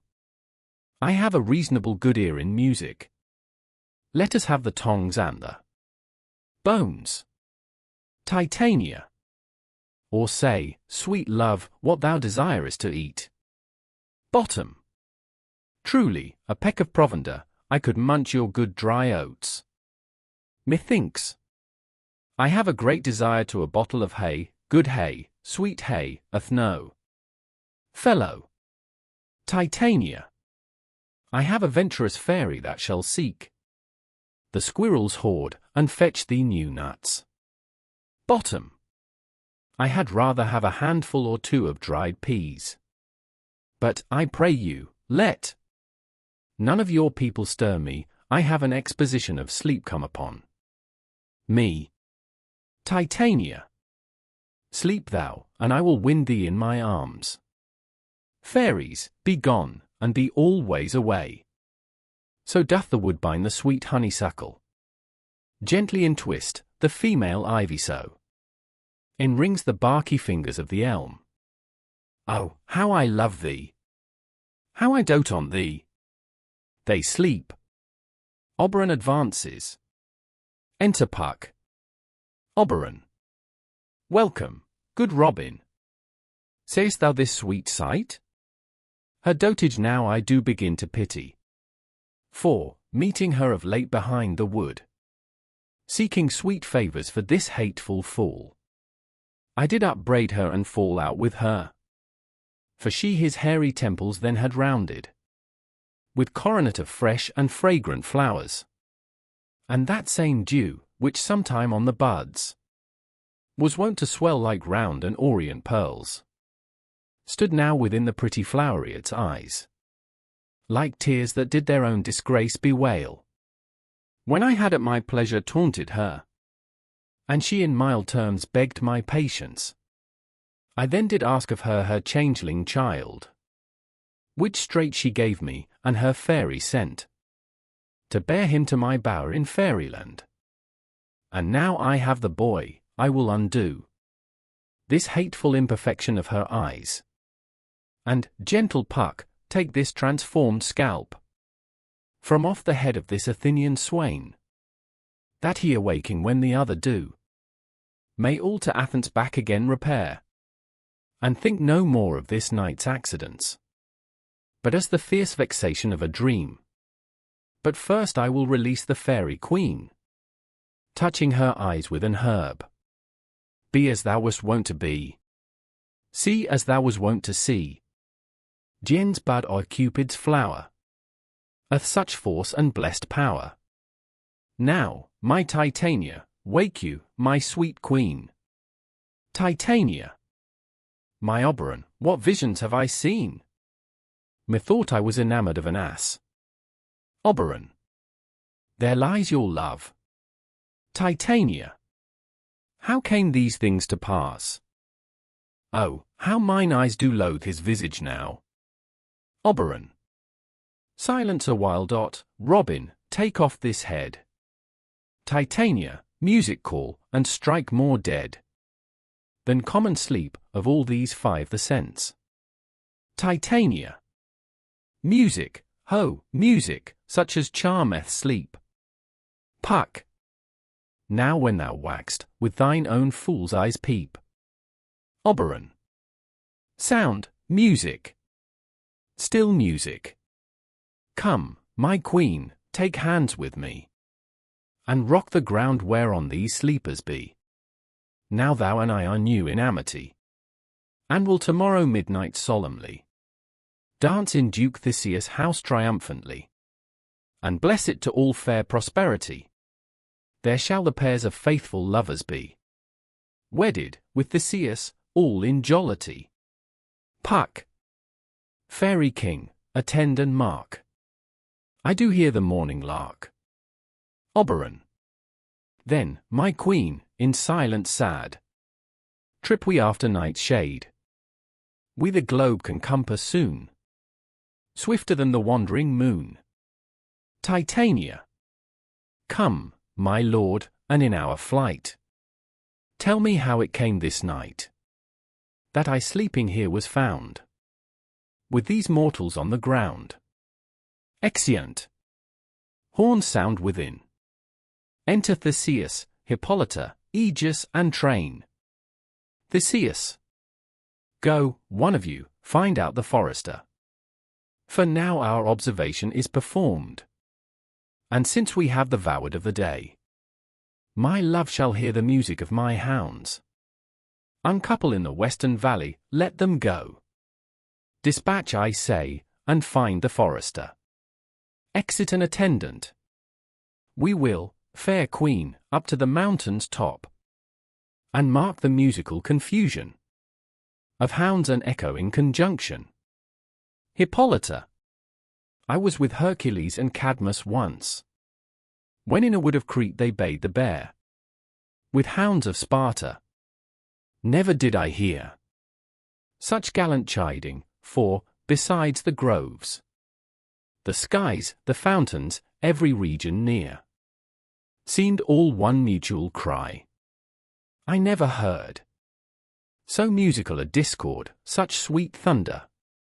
Theseus, my hounds are bred out of the Spartan kind, so flued, so sanded, and their heads are hung with ears that sweep away the morning dew, crook-kneed and dewlapped like the Salian bulls, slow in pursuit, but matched in mouth like bells, each under each. A cry more tunable was never hollered to, nor cheered with horn, in Crete, in Sparta, nor in Thessaly. Judge when you hear. But, soft, what nymphs are these? Aegis, my lord, this is my daughter here asleep, and this Lysander, this Demetrius is, this Helena, old Neda's Helena. I wonder of their being here together. Theseus, no doubt they rose up early to observe the rite of May, and, hearing our intent, came here in grace of our solemnity. But speak, Aegis, is not this the day that Hermia should give answer of her choice? Aegis, it is, my lord. Theseus, go, bid the huntsmen wake them with their horns. horns, and shout within. Demetrius, Lysander, Hermia, and Helena wake, and start up. Good morrow, friends. Saint Valentine is past. Begin these wood birds but to couple now? Lysander. Pardon, my lord. He and the rest kneel to Theseus. Theseus. I pray you all, stand up. I know you two are rival enemies. How comes this gentle concord in the world? That hatred is so far from jealousy. To sleep by hate, and fear no enmity? Lysander. My lord, I shall reply amazedly. Half sleep, half waking, but as yet, I swear, I cannot truly say how I came here. But, as I think, for truly would I speak. And now I do bethink me, so it is. I came with Hermia hither. Our intent was to be gone from Athens, where we might be, without the peril of the Athenian law. Aegis. Enough, enough, my lord, you have enough. I beg the law upon his head. They would have stolen away, they would, Demetrius, thereby to have defeated you and me. You of your wife, and me of my consent. Of my consent that she should be your wife. Demetrius. My lord, fair Helen told me of their stealth. Of this their purpose hither to this wood. And I in fury hither followed them. Fair Helena in fancy following me. But, my good lord, I wot not by what power. But by some power it is he my love to Hermia. Melted as the snow, seems to me now. As the remembrance of an idle gaud, which in my childhood I did dote upon. And all the faith, the virtue of my heart, the object and the pleasure of mine eye, is only Helena. To her, my lord, was I betrothed ere I saw Hermia. But like a sickness did I loathe this food. But, as in health, come to my natural taste. Now I do wish it, love it, long for it, and will for evermore be true to it. Theseus. Fair lovers, you are fortunately met. Of this discourse we more will hear anon. Aegis, I will overbear your will. For in the temple, by and by with us, these couples shall eternally be knit. And, for the morning now is something worn, our purposed hunting shall be set aside. Away with us to Athens. 3 and 3. We'll hold a feast in great solemnity. Come, Hippolyta. Exeunt Theseus, Hippolyta, Aegis, and train. Demetrius. These things seem small and undistinguishable, like far-off mountains turned into clouds. Hermia. Methinks I see these things with parted eye, when everything seems double. Helena. So methinks. And I have found Demetrius like a jewel, mine own, and not mine own. Demetrius. Are you sure that we are awake? It seems to me that yet we sleep, we dream. Do not you think the Duke was here, and bid us follow him? Hermia. Yea, and my father. Helena. And Hippolyta. Lysander. And he did bid us follow to the temple. Demetrius. Why, then, we are awake, let's follow him. And by the way let us recount our dreams. Exeunt. Bottom. Waking. When my cue comes, call me, and I will answer. My next is Most fair Pyramus. Hey-ho. Peter Quince. Flute, the bellows mender. Snout, the tinker. Starveling. God's my life. Stolen hence, and left me asleep. I have had a most rare vision. I have had a dream, past the wit of man to say what dream it was. Man is but an ass if he go about to expound this dream. Methought I was, there is no man can tell what. Methought I was, and methought I had, but man is but a patched fool if he will offer to say what methought I had. The eye of man hath not heard, the ear of man hath not seen, man's hand is not able to taste, his tongue to conceive, nor his heart to report, what my dream was. I will get Peter Quince to write a ballad of this dream. It shall be called Bottom's Dream, because it hath no bottom, and I will sing it in the latter end of a play, before the Duke. Peradventure, to make it the more gracious, I shall sing it at her death. Exit. Scene 2. Athens. A room in Quince's house. Enter Quince, flute, snout, and starveling. Quince. Have you sent to Bottom's house? Is he come home yet? Starveling. He cannot be heard of. Out of doubt he is transported. Flute. If he come not, then the play is marred. It goes not forward, doth it? Quince. It is not possible. You have not a man in all Athens able to discharge Pyramus but he. Flute. No, he is simply the best wit of any handicraft man in Athens. Quince. Yea, and the best person too, and he is a very paramour for a sweet voice. Flute. You must say paragon. A paramour is, God bless us, a thing of naught. Enter Snug. Snug. Masters, the Duke is coming from the temple, and there is 2 or 3 lords and ladies more married.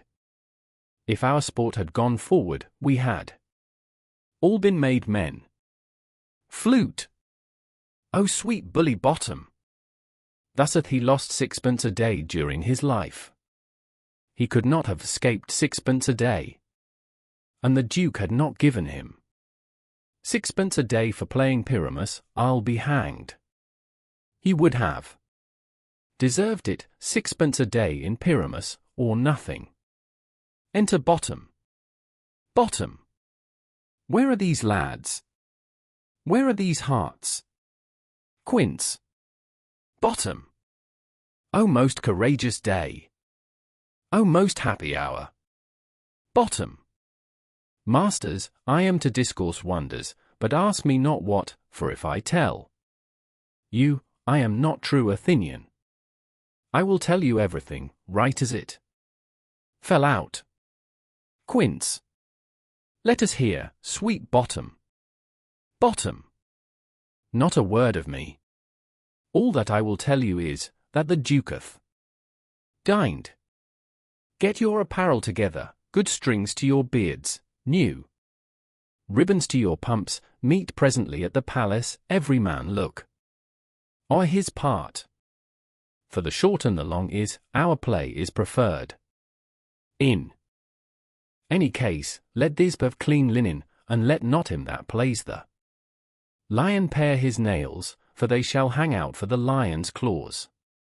And, most dear actors, eat no onions nor garlic, for we are to utter sweet breath, and I do not doubt but to hear them say it is a sweet comedy. No more words. Away. Go, away. Exeunt. Act V. Scene I. Athens. An apartment in the palace of Theseus. Enter Theseus, Hippolyta, Philostrate, lords and attendants. Hippolyta. 'Tis strange, my Theseus, that these lovers speak of Theseus. More strange than true. I never may believe these antique fables, nor these fairy toys.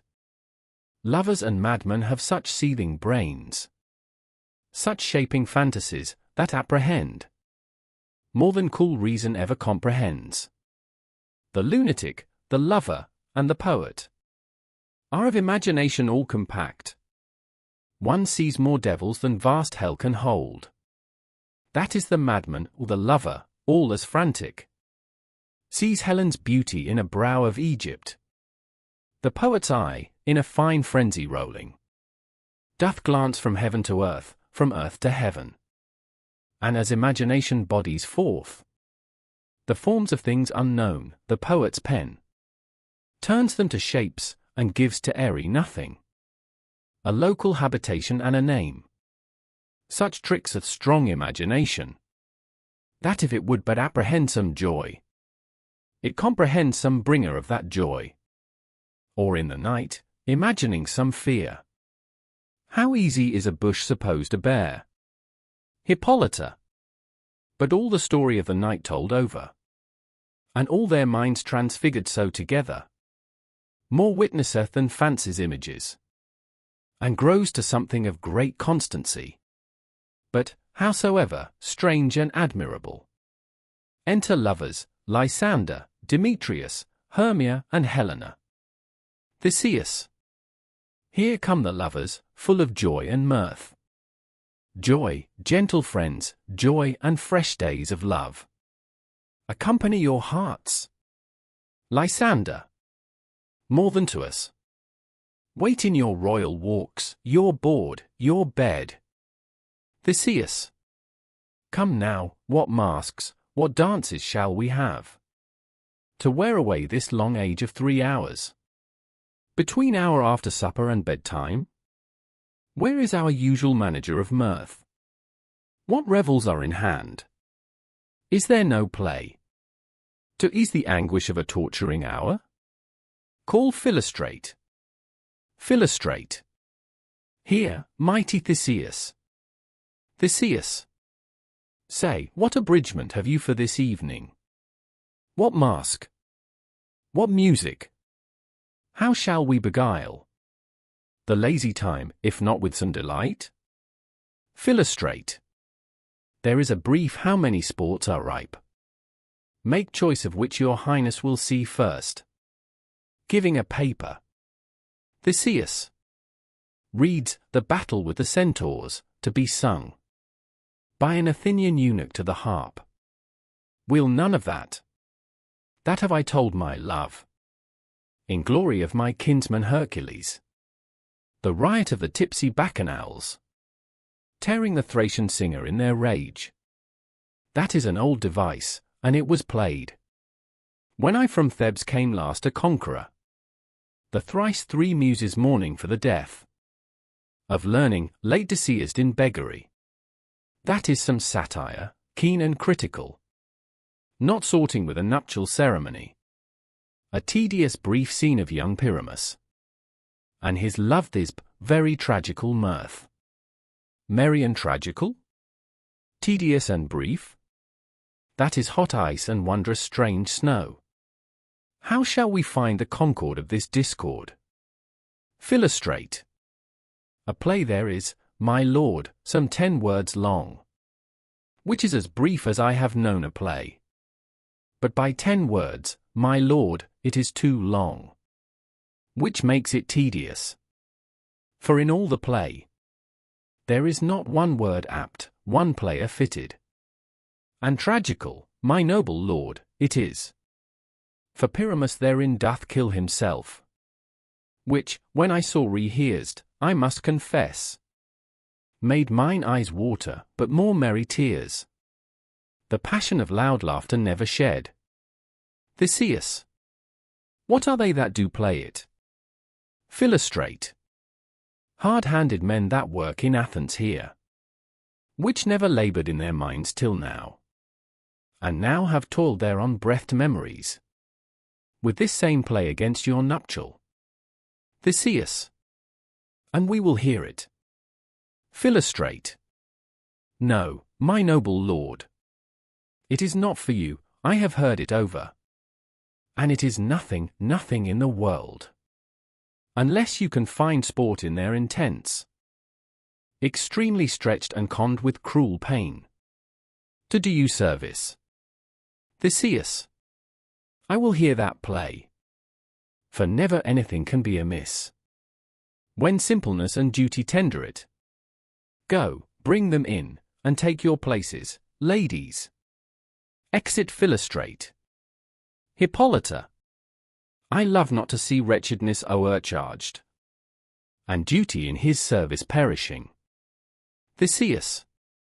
Why, gentle sweet, you shall see no such thing. Hippolyta. He says they can do nothing in this kind. Theseus. The kind are we, to give them thanks for nothing. Our sport shall be to take what they mistake. And what poor duty cannot do, noble respect takes it in might, not merit. Where I have come, great clerks have purposed to greet me with premeditated welcomes. Where I have seen them shiver and look pale, make periods in the midst of sentences, throttle their practised accent in their fears, and, in conclusion, dumbly have broke off, not paying me a welcome. Trust me, sweet. Out of this silence yet I picked a welcome, and in the modesty of fearful duty, I read as much as from the rattling tongue of saucy and audacious eloquence. Love, therefore, and tongue-tied simplicity, in least speak most to my capacity. Enter Philostrate. Philostrate. So please your grace, the prologue is addressed. Theseus. Let him approach. Flourish of trumpets. Enter the prologue. Prologue. If we offend, it is with our good will. That you should think, we come not to offend, but with good will, to show our simple skill. That is the true beginning of our end. Consider then, we come but in despite. We do not come, as minding to content you. Our true intent is all for your delight. We are not here that you should here repent you. The actors are at hand, and, by their show, you shall know all that you are like to know. Theseus. This fellow doth not stand upon points. Lysander. He hath rid his prologue like a rough colt, he knows not the stop. A. Good moral, my lord, it is not enough to speak, but to speak true. Hippolyta. Indeed he hath played on this prologue like a child on a recorder, a. Sound, but not in government. Theseus. His speech was like a tangled chain, nothing impaired, but all disordered. Who is next? Enter Pyramus and Thisbe, wall, moonshine and lion as in dumb show. Prologue. Gentles, perchance you wonder at this show. But wonder on, till truth make all things plain. This man is Pyramus, if you would know. This beauteous lady Thisbe is certain. This man, with lime and rough cast, doth present wall, that vile wall which did these lovers sunder. And through wall's chink, poor souls, they are content to whisper, at the which let no man wonder. This man, with lantern, dog, and bush of thorn, presenteth moonshine, for, if you will know, by moonshine did these lovers think no scorn to meet at Ninus' tomb, there to woo this grisly beast, which lion hight by name. The trusty Thisbe, coming first by night, did scare away, or rather did affright. And as she fled, her mantle she did fall, which lion vile with bloody mouth did stain. Anon comes Pyramus, sweet youth, and tall, and finds his trusty Thisbe's mantle slain. Whereat with blade, with bloody blameful blade, he bravely broached his boiling bloody breast. And Thisbe, tarrying in mulberry shade, his dagger drew, and died. For all the rest, let lion, moonshine, wall, and lovers twain at large discourse while here they do remain. Exeunt prologue, Pyramus, Thisbe, lion, and moonshine. Theseus. I wonder if the lion be to speak. Demetrius. No wonder, my lord. One lion may, when many asses do. Wall. In this same interlude it doth befall that I, one snout by name, present a wall. And such a wall as I would have you think, that had in it a craned hole or chink, through which the lovers, Pyramus and Thisbe, did whisper often very secretly. This loam, this rough cast, and this stone, doth show that I am that same wall, the truth is so. And this the cranny is, right and sinister, through which the fearful lovers are to whisper. Theseus. Would you desire lime and hair to speak better? Demetrius. It is the wittiest partition that ever I heard discourse, my lord. Theseus. Pyramus draws near the wall, silence. Enter Pyramus. Pyramus. O grim-looked knight! O knight with hue so black! O knight, whichever art when day is not! O knight, alack, alack, alack! I fear my Thisbe's promise is forgot. And thou, O wall, O sweet, O lovely wall, that stands between her father's ground and mine.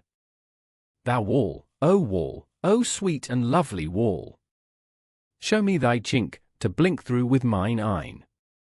Wall holds up his fingers.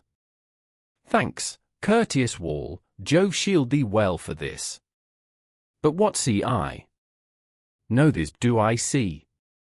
O wicked wall, through whom I see no bliss. Curse be thy stones for thus deceiving me. Theseus. The wall, methinks, being sensible, should curse again. Pyramus. No, in truth, sir, he should not. Deceiving me is Thisbe's cue, she is to enter now, and I am to spy her through the wall. You shall see it. Will fall pat as I told you. Yonder she comes. Enter Thisbe. Thisbe. O wall, full often hast thou heard my moans, for parting my fair Pyramus and me. My cherry lips have often kissed thy stones with lime and hair knit up in thee. Pyramus. I see a voice, now will I to the chink, to spy, and I can hear my Thisbe's face. Thisbe? Thisbe. My love thou art, my love I think. Pyramus. Think what thou wilt, I am thy lover's grace. And like Lymander am I trusty still. Thisbe. And I like Helen, till the fates me kill. Pyramus. Not Shaphalus to Procrus was so true. Thisbe. As Shaphalus to Procrus, I to you. Pyramus. Oh, kiss me through the hole of this vile wall. Thisbe. I kiss the wall's hole, not your lips at all. Pyramus. Wilt thou at Ninny's tomb meet me straightway? Thisbe. Tide life, tide death, I come without delay. Wall. Thus have I, wall, my part discharged so. And, being done, thus wall away doth go. Exeunt wall, Pyramus and Thisbe. Theseus. Now is the mural down between the two neighbours. Demetrius. No remedy, my lord, when walls are so wilful to hear without warning. Hippolyta. This is the silliest stuff that ever I heard. Theseus. The best in this kind are but shadows, and the worst are no worse, if imagination amend them. Hippolyta. It must be your imagination then, and not theirs. Theseus. If we imagine no worse of them than they of themselves, they may pass for excellent men. Here come two noble beasts in, a man and a lion. Enter Lion and Moonshine. Lion. You, ladies, you, whose gentle hearts do fear the smallest monstrous mouse that creeps on floor, may now, perchance, both quake and tremble here. When lion rough in wildest rage doth roar, then know that I, one snug the joiner, am a lion fell, nor else no lion's dam. For if I should as lion come in strife, Into this place, 'twere pity on my life. Theseus. A very gentle beast, and of a good conscience. Demetrius. The very best at a beast, my lord, that e'er I saw. Lysander. This lion is a very fox for his valour. Theseus. True, and a goose for his discretion. Demetrius. Not so, my lord, for his valour cannot carry his discretion, and the fox carries the goose. Theseus. His discretion, I am sure, cannot carry his valour, for the goose carries not the fox. It is well, leave it to his discretion, and let us listen to the moon. Moonshine. This lantern doth the horned moon present. Demetrius. He should have worn the horns on his head. Theseus. He is no crescent, and his horns are invisible within the circumference. Moonshine. This lantern doth the horned moon present. Myself the man I the moon do seem to be. Theseus. This is the greatest error of all the rest, the man should be put into the lantern. How is it else the man I the moon? Demetrius. He dares not come there for the candle, for you see, it is already in snuff. Hippolyta. I am aweary of this moon. Would he would change. Theseus. It appears by his small light of discretion that he is in the wane, but yet, in courtesy, in all reason, we must stay the time. Lysander. Proceed, moon. Moon.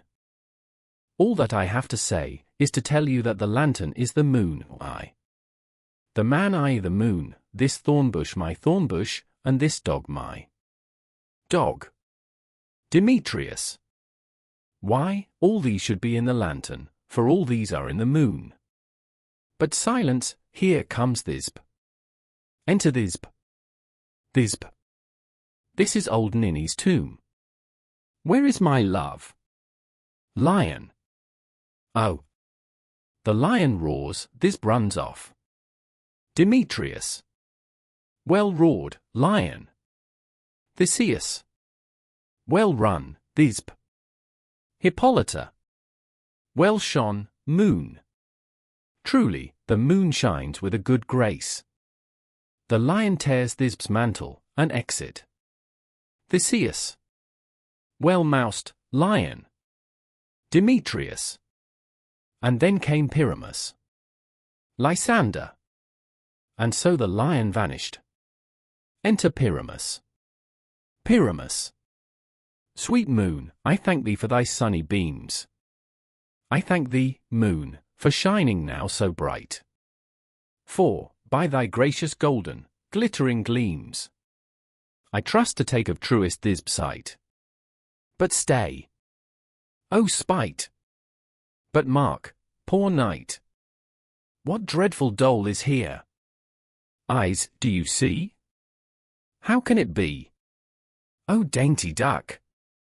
Oh dear! Thy mantle good. What, stained with blood? Approach, ye furies fell. O fates, come, come. Cut thread and thrum. Quail, rush, conclude, and quell. Theseus. This passion, and the death of a dear friend, would go near to make a man look sad. Hippolyta. Beshrew my heart, but I pity the man. Pyramus. O wherefore, nature, didst thou lions frame?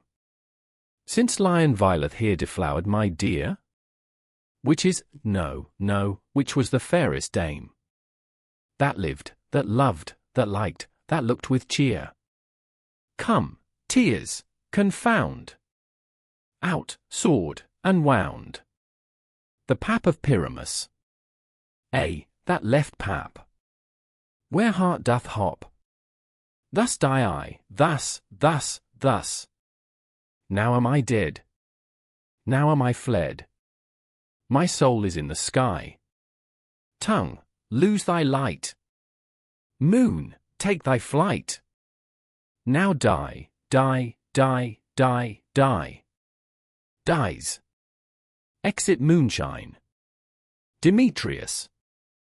No die, but an ace, for him, for he is but one. Lysander.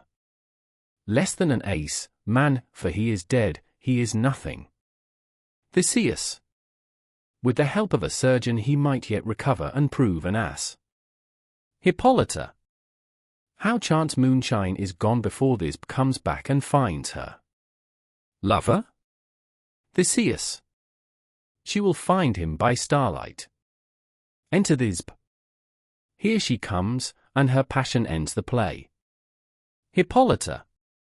Methinks she should not use a long one for such a Pyramus. I hope she will be brief. Demetrius.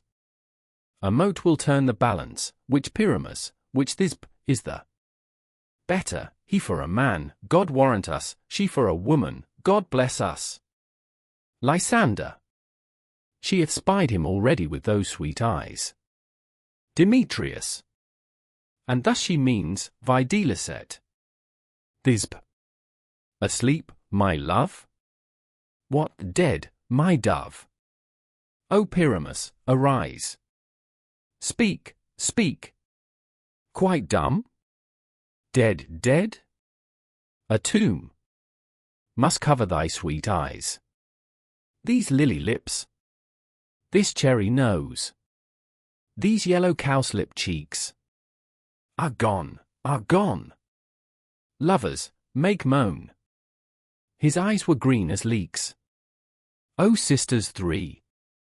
Come, come to me. With hands as pale as milk. Lay them in gore. Since you have sure. With shears his thread of silk. Tongue, not a word. Come, trusty sword. Come, blade, my breast imbrue. And farewell, friends. Thus this bends. Adieu, adieu, adieu. Dies. Theseus. Moonshine and lion are left to bury the dead. Demetrius. And wall too. Bottom. No, I assure you, or the wall is down that parted their fathers. Will it please you to see the epilogue, or to hear a burgomask dance between two of our company? Theseus. No epilogue, I pray you, for your play needs no excuse. Never excuse. For when the players are all dead there need none to be blamed. Marry. If he that writ it had played Pyramus, and hanged himself in Thisbe's garter, it would have been a fine tragedy, and so it is, truly, and very notably discharged. But come, your burgomask, let your epilogue alone. Here a dance of clowns. The iron tongue of midnight hath told 12. Lovers, to bed, 'tis almost fairy time. I fear we shall outsleep the coming morn, as much as we this night have overwatched. This palpable gross playeth well beguiled the heavy gate of night. Sweet friends, to bed. A fortnight hold we this solemnity, in nightly revels and new jollity. Exeunt. Enter Puck. Puck. Now the hungry lion roars, and the wolf behowls the moon, whilst the heavy ploughman snores, all with weary task fordone. Now the wasted brands do glow, whilst the screech owl, screeching loud, puts the wretch that lies in woe in remembrance of a shroud. Now it is the time of night, that the graves, all gaping wide, every one lets forth his sprite in the church-way paths to glide. And we fairies, that do run by the triple Hecate's team, from the presence of the sun, following darkness like a dream. Now our frolic, not a mouse, shall disturb this hallowed house. I am sent with broom before, to sweep the dust behind the door. Enter Oberon and Titania with their train. Oberon. Through the house give glimmering light. By the dead and drowsy fire. Every elf and fairy sprite. Hop as light as bird from briar. And this ditty after me. Sing and dance it trippingly. Titania. First rehearse your song by rote. To each word a warbling note. Hand in hand, with fairy grace, will we sing, and bless this place. Song and dance. Oberon. Now, until the break of day. Through this house each fairy stray. To the best bride bed will we. Which by us shall blessed be. And the issue there create. Ever shall be fortunate. So shall all the couples three. Ever true in loving be. And the blots of nature's hand shall not in their issue stand. Never mole, hair lip, nor scar, nor mark prodigious, such as are despised in nativity, shall upon their children be. With this field you consecrate. Every fairy take his gate, and each several chamber bless. Through this palace, with sweet peace, and the owner of it blessed, ever shall it in safety rest. Trip away. Make no stay. Meet me all by break of day. Exeunt Oberon, Titania, and train. Puck. If we shadows have offended, think but this, and all is mended. That you have but slumbered here, while these visions did appear, and this weak and idle theme, no more yielding but a dream. Gentles, do not reprehend. If you pardon, we will mend. And, as I am an honest Puck, if we have unearned luck, now to escape the serpent's tongue, we will make amends ere long.